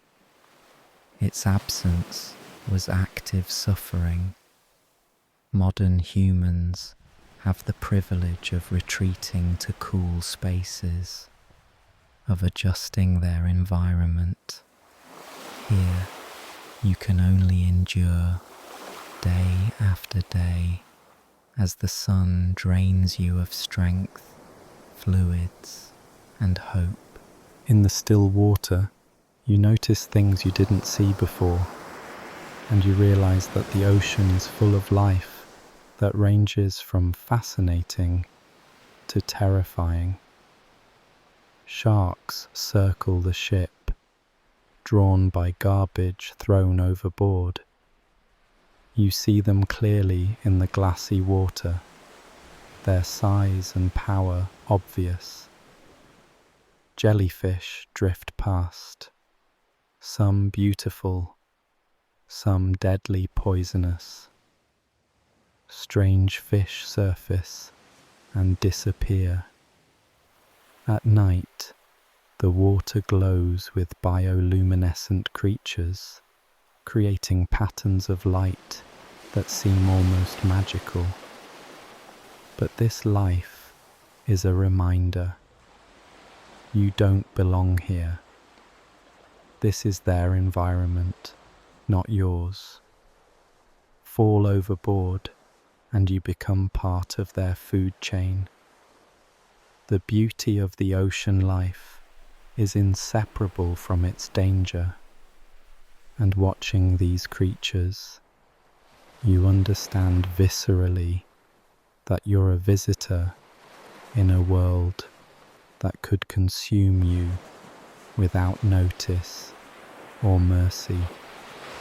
Finally, a breeze stirs and movement resumes, but you learn that every change in weather brought its own challenges and adaptations. Wind from a new direction meant adjusting every sail, relearning the ship's balance and behaviour. Sudden gusts could catch you unprepared. Changes in temperature affected the rigging. Wood and rope expanded and contracted, requiring constant monitoring and adjustment. Rain meant different problems than sun. Each weather pattern was a new puzzle to solve, new dangers to navigate. Pirates developed an intuitive understanding of weather and its effects. reading clouds and wind and wave patterns like a language. But you're still illiterate in this language, dependent on others to tell you what's coming, always reactive rather than proactive. This constant state of adaptation, never quite comfortable or secure, wore down your energy and confidence day after day. As supplies run lower, the quartermaster announces adjusted rations, and you experience the progressive deterioration that came with extended time at sea. The symptoms of scurvy become more pronounced. Your gums bleed easily, old wounds ache, you bruise from the slightest contact. Your skin takes on an unhealthy pallor. Your energy continues to decline. But it's not just scurvy, it's the cumulative effect of everything.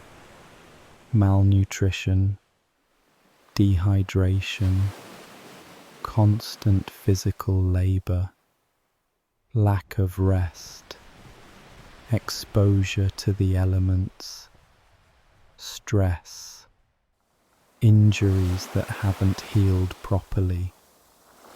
Your body is slowly breaking down, systems failing one by one. Pirates who survived long voyages often arrived at port in barely functional condition, needing weeks of recovery on land before they could function normally again. And you're not even to port yet. You're still out here, still working, still enduring, watching yourself deteriorate and wondering how much more you can take. One evening, talk turns to destinations, and you hear about the reality of pirate havens, which weren't the romantic ports you might imagine. Places like Port Royal or Tortuga were rough, lawless towns where pirates could sell stolen goods and spend their plunder. But they weren't safe. Disease ran rampant. Yellow fever, malaria, dysentery. Violence was constant, with drunk pirates settling scores, gambling away everything they'd earned, getting robbed or killed in dark alleys. The authorities in these ports were corrupt, but unpredictable. A pirate might be welcome one day and arrested the next if political winds shifted, and the towns were traps in their own way, designed to extract every bit of money from sailors as quickly as possible through gambling, alcohol, and other vices. Pirates would arrive with shares of plunder and leave penniless within days, forcing them back to sea to start the cycle again. The promise of port, which sustained you through the hardship of the voyage, often proved to be just another form of suffering, only on land instead of water. As the weeks at sea continue, you notice something troubling about yourself. You're developing the same callousness you initially found disturbing in others.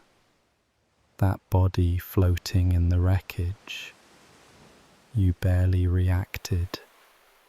The sailor who died from infected wounds.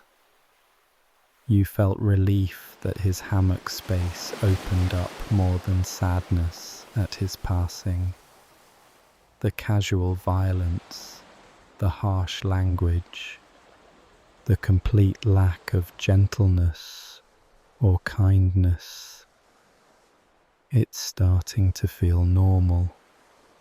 This adaptation is necessary for survival, but it comes at a cost. You're losing the sensitivity that made you human, developing the emotional armor that pirates wore as protection against the constant brutality of their existence. Part of you recognizes this change and mourns it, but another part, a growing part, simply doesn't care anymore. Survival requires becoming harder, colder, less affected by suffering. And you're well on your way. The stars wheel overhead as another day ends, and you realize you can't quite remember what solid ground feels like beneath your feet.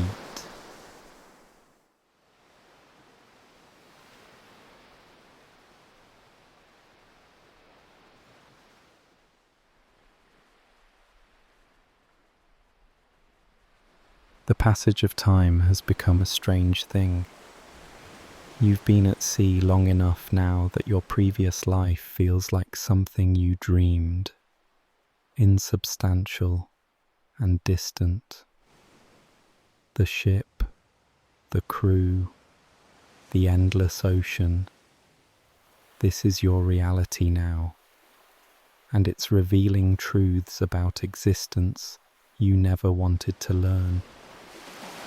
You're discovering that boredom and terror can coexist in the same day, the same hour. Long stretches of mind-numbing routine, the same tasks, the same view, the same conversations, are punctuated by moments of acute danger that demand instant response. This oscillation between crushing monotony and adrenaline-spiking crisis is psychologically exhausting in ways you couldn't have anticipated. Your mind can't settle into either state. You're always either understimulated to the point of madness or overstimulated to the point of panic, with no middle ground, no peaceful equilibrium. Pirates learn to exist in this strange space, always alert, but never quite engaged, ready to shift instantly from lethargy to action. But you're still struggling with the transitions, still caught off guard when the mundane suddenly becomes deadly, still unable to truly rest, even in the quiet moments, because you know how quickly everything can change. During a rare moment of relative calm, you overhear conversations that reveal the truth about pirate treasure was far less romantic than the myths. Most pirates never saw significant wealth. The vast majority of raids yielded modest goods: cloth, tools, food, rum, not chests of gold and jewels. These practical items were valuable, but had to be shared among the entire crew according to predetermined shares. After everyone took their cut, individual portions were often disappointingly small. Some pirates spent years at sea and died penniless, having risked everything for rewards that never materialized.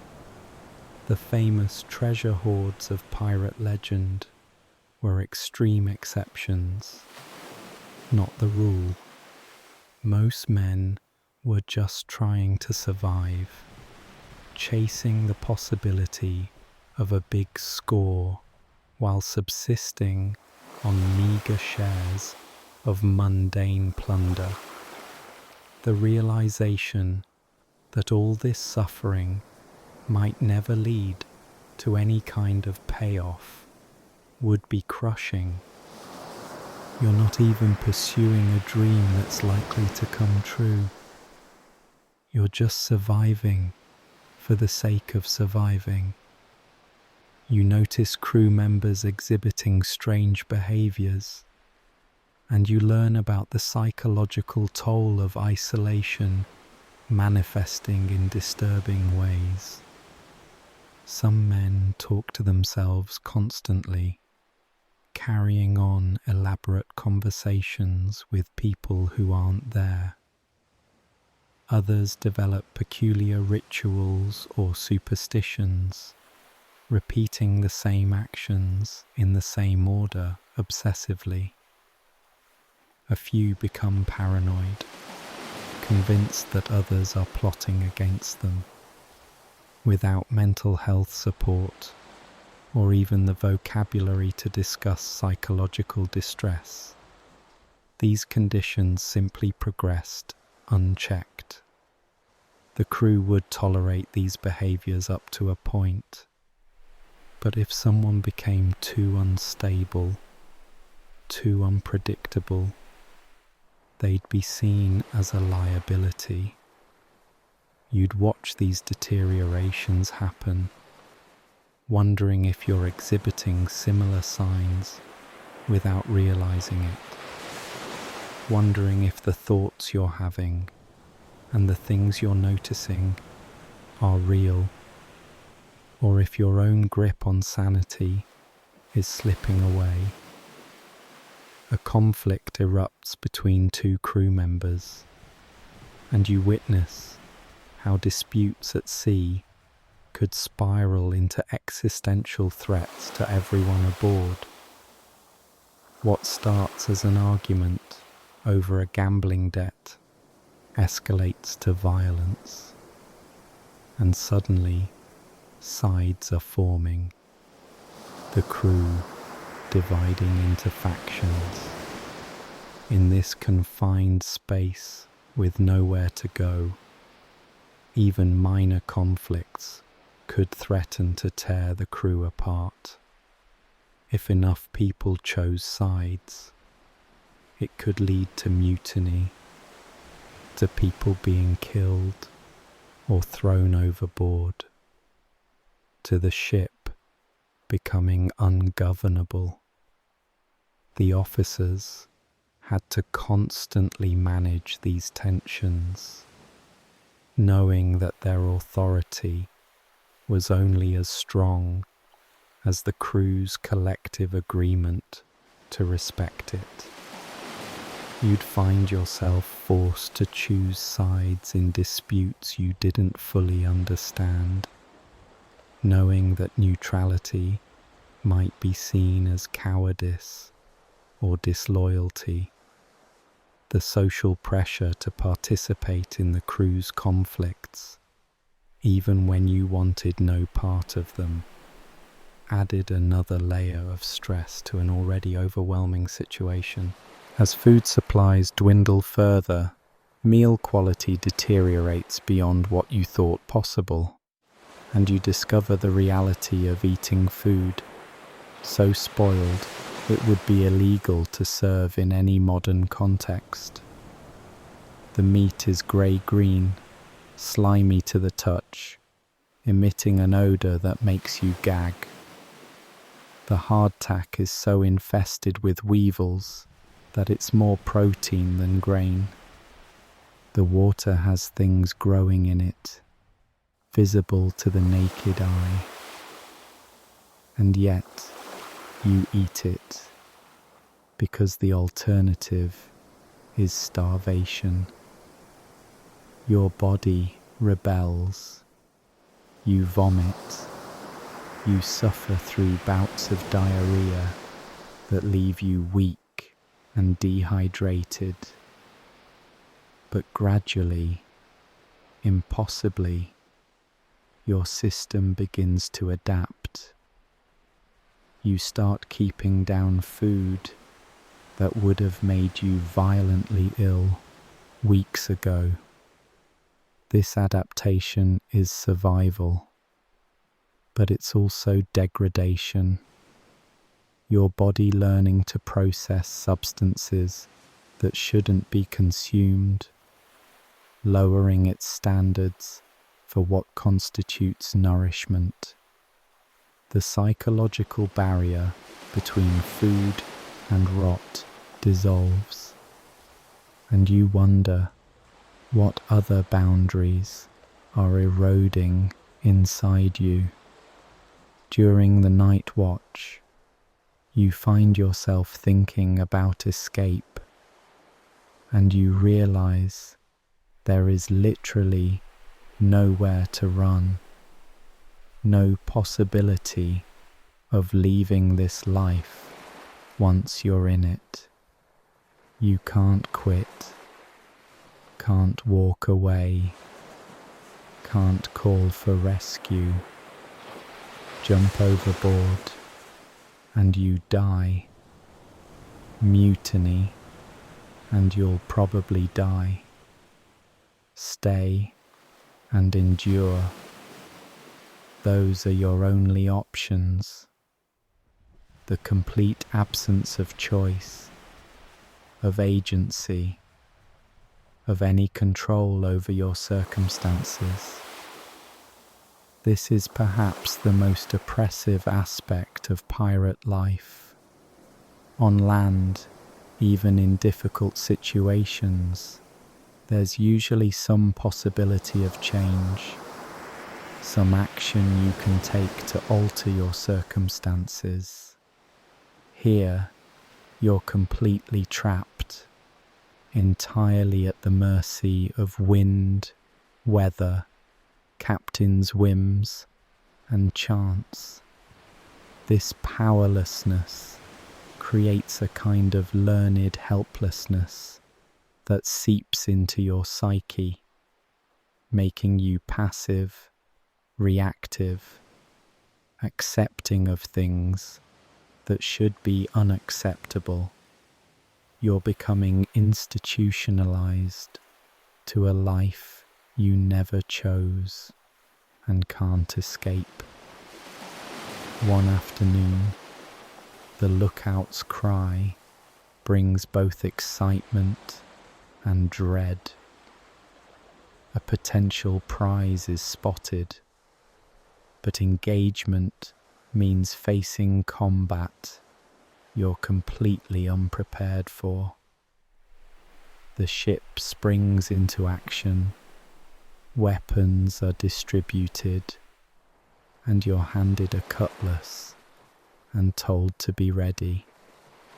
Your hands shake as you hold it, having no training, no experience, no idea what to do in actual fighting.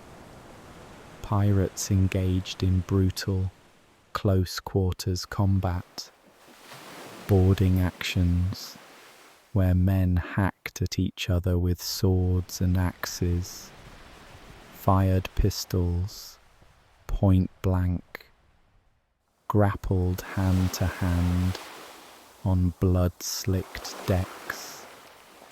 People died in horrible ways, screaming, dismembered, drowning in their own blood, and you're expected to participate, to take another person's life if necessary, to risk your own life in the process.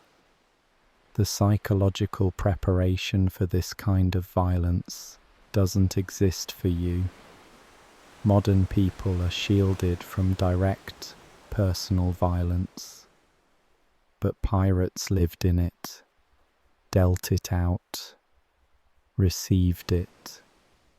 The prospect of your first combat would be absolutely terrifying, and the reality, if it came, would likely traumatize you permanently, assuming you survived it at all.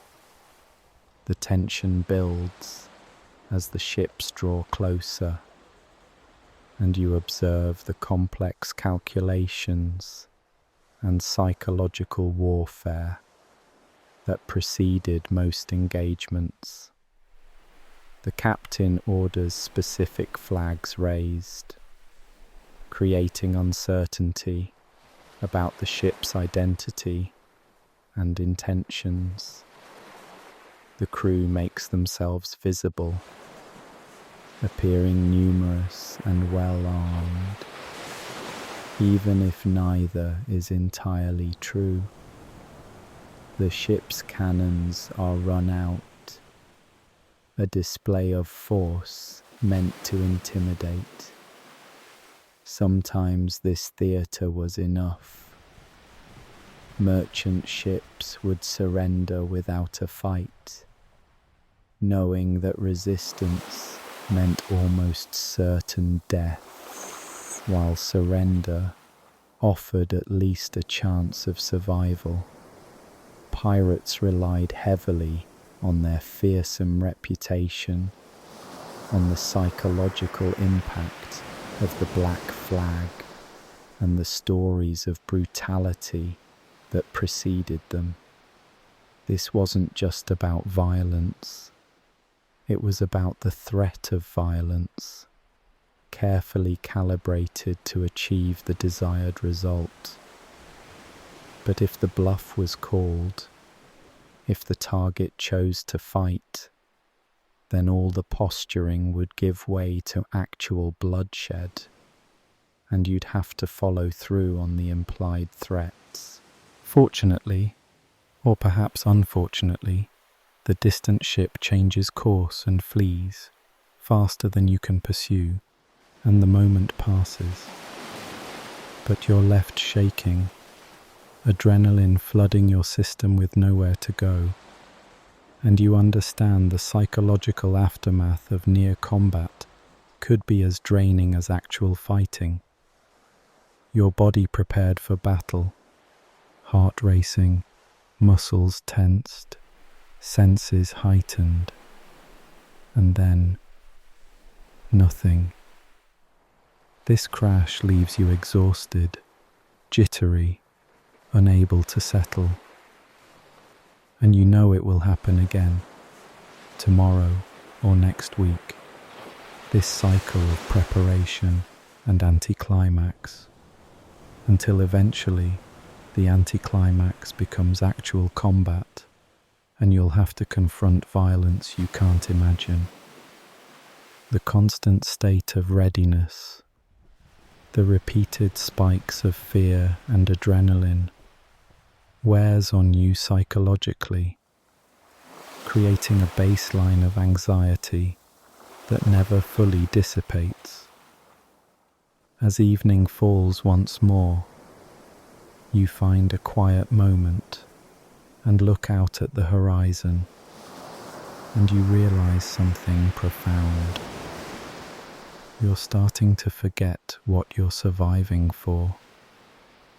The initial goal, just get through this day, then the next, has become the entirety of your existence. There's no end point you're working toward, no reward waiting, no finish line. This is just life now, indefinitely, perhaps forever. This realization could break you or numb you, and you're not sure which would be worse. Pirates lived in this eternal present, where the future was uncertain and the past was increasingly irrelevant. Some found a kind of freedom in this. If nothing matters beyond today, then today's pleasures however small, become everything, but others found only meaninglessness, a hollow existence of survival without purpose. You're not sure which path you're on, and the uncertainty is its own kind of suffering. The stars appear, the same stars you've watched for weeks now, wheeling through their eternal patterns. The ocean continues its endless motion, and you continue to endure, because what else can you do? And so the days continue, one bleeding into the next. You've seen now what pirate life truly meant, not the adventure of stories and legends, but the grinding reality of survival at the absolute edge of human endurance. 100 reasons you wouldn't survive. 100 truths about existence at sea during the golden age of piracy. From the moment you woke in that fetid hammock to the moment you realized you'd been fundamentally changed by the experience, each challenge revealed something about the limits of human adaptability and the cost of survival in hostile environments. The physical toll, malnutrition, disease, injury, exhaustion. The psychological toll, fear, trauma, isolation, moral degradation. The social toll, violence, hierarchy, constant vigilance, loss of identity, all of it combining into an experience that would break most modern humans within days or weeks. The pirates who lived this life weren't superhuman. They were simply people with no other options, who adapted or died, who endured because the alternative was unthinkable. They paid for their survival with their health, their sanity, their humanity, and ultimately, in most cases, their lives. The golden age of piracy lasted only a few decades, but for those who lived it, each day was an eternity. The ocean continues its endless motion. The wind fills the sails. The ship moves forward into an uncertain future, carrying its cargo of desperate souls toward whatever fate awaits them. And you, having glimpsed this life, can perhaps appreciate the extraordinary privilege of solid ground beneath your feet, clean water to drink, safety from violence, access to medicine, the freedom to make choices about your own existence. The pirate's life was real for thousands of men who had no choice but to live it. For you, it remains, thankfully, theoretical, a journey of imagination rather than experience. But now you know you wouldn't have survived. None of us would. The horizon stretches endlessly ahead, beautiful and terrible and eternal,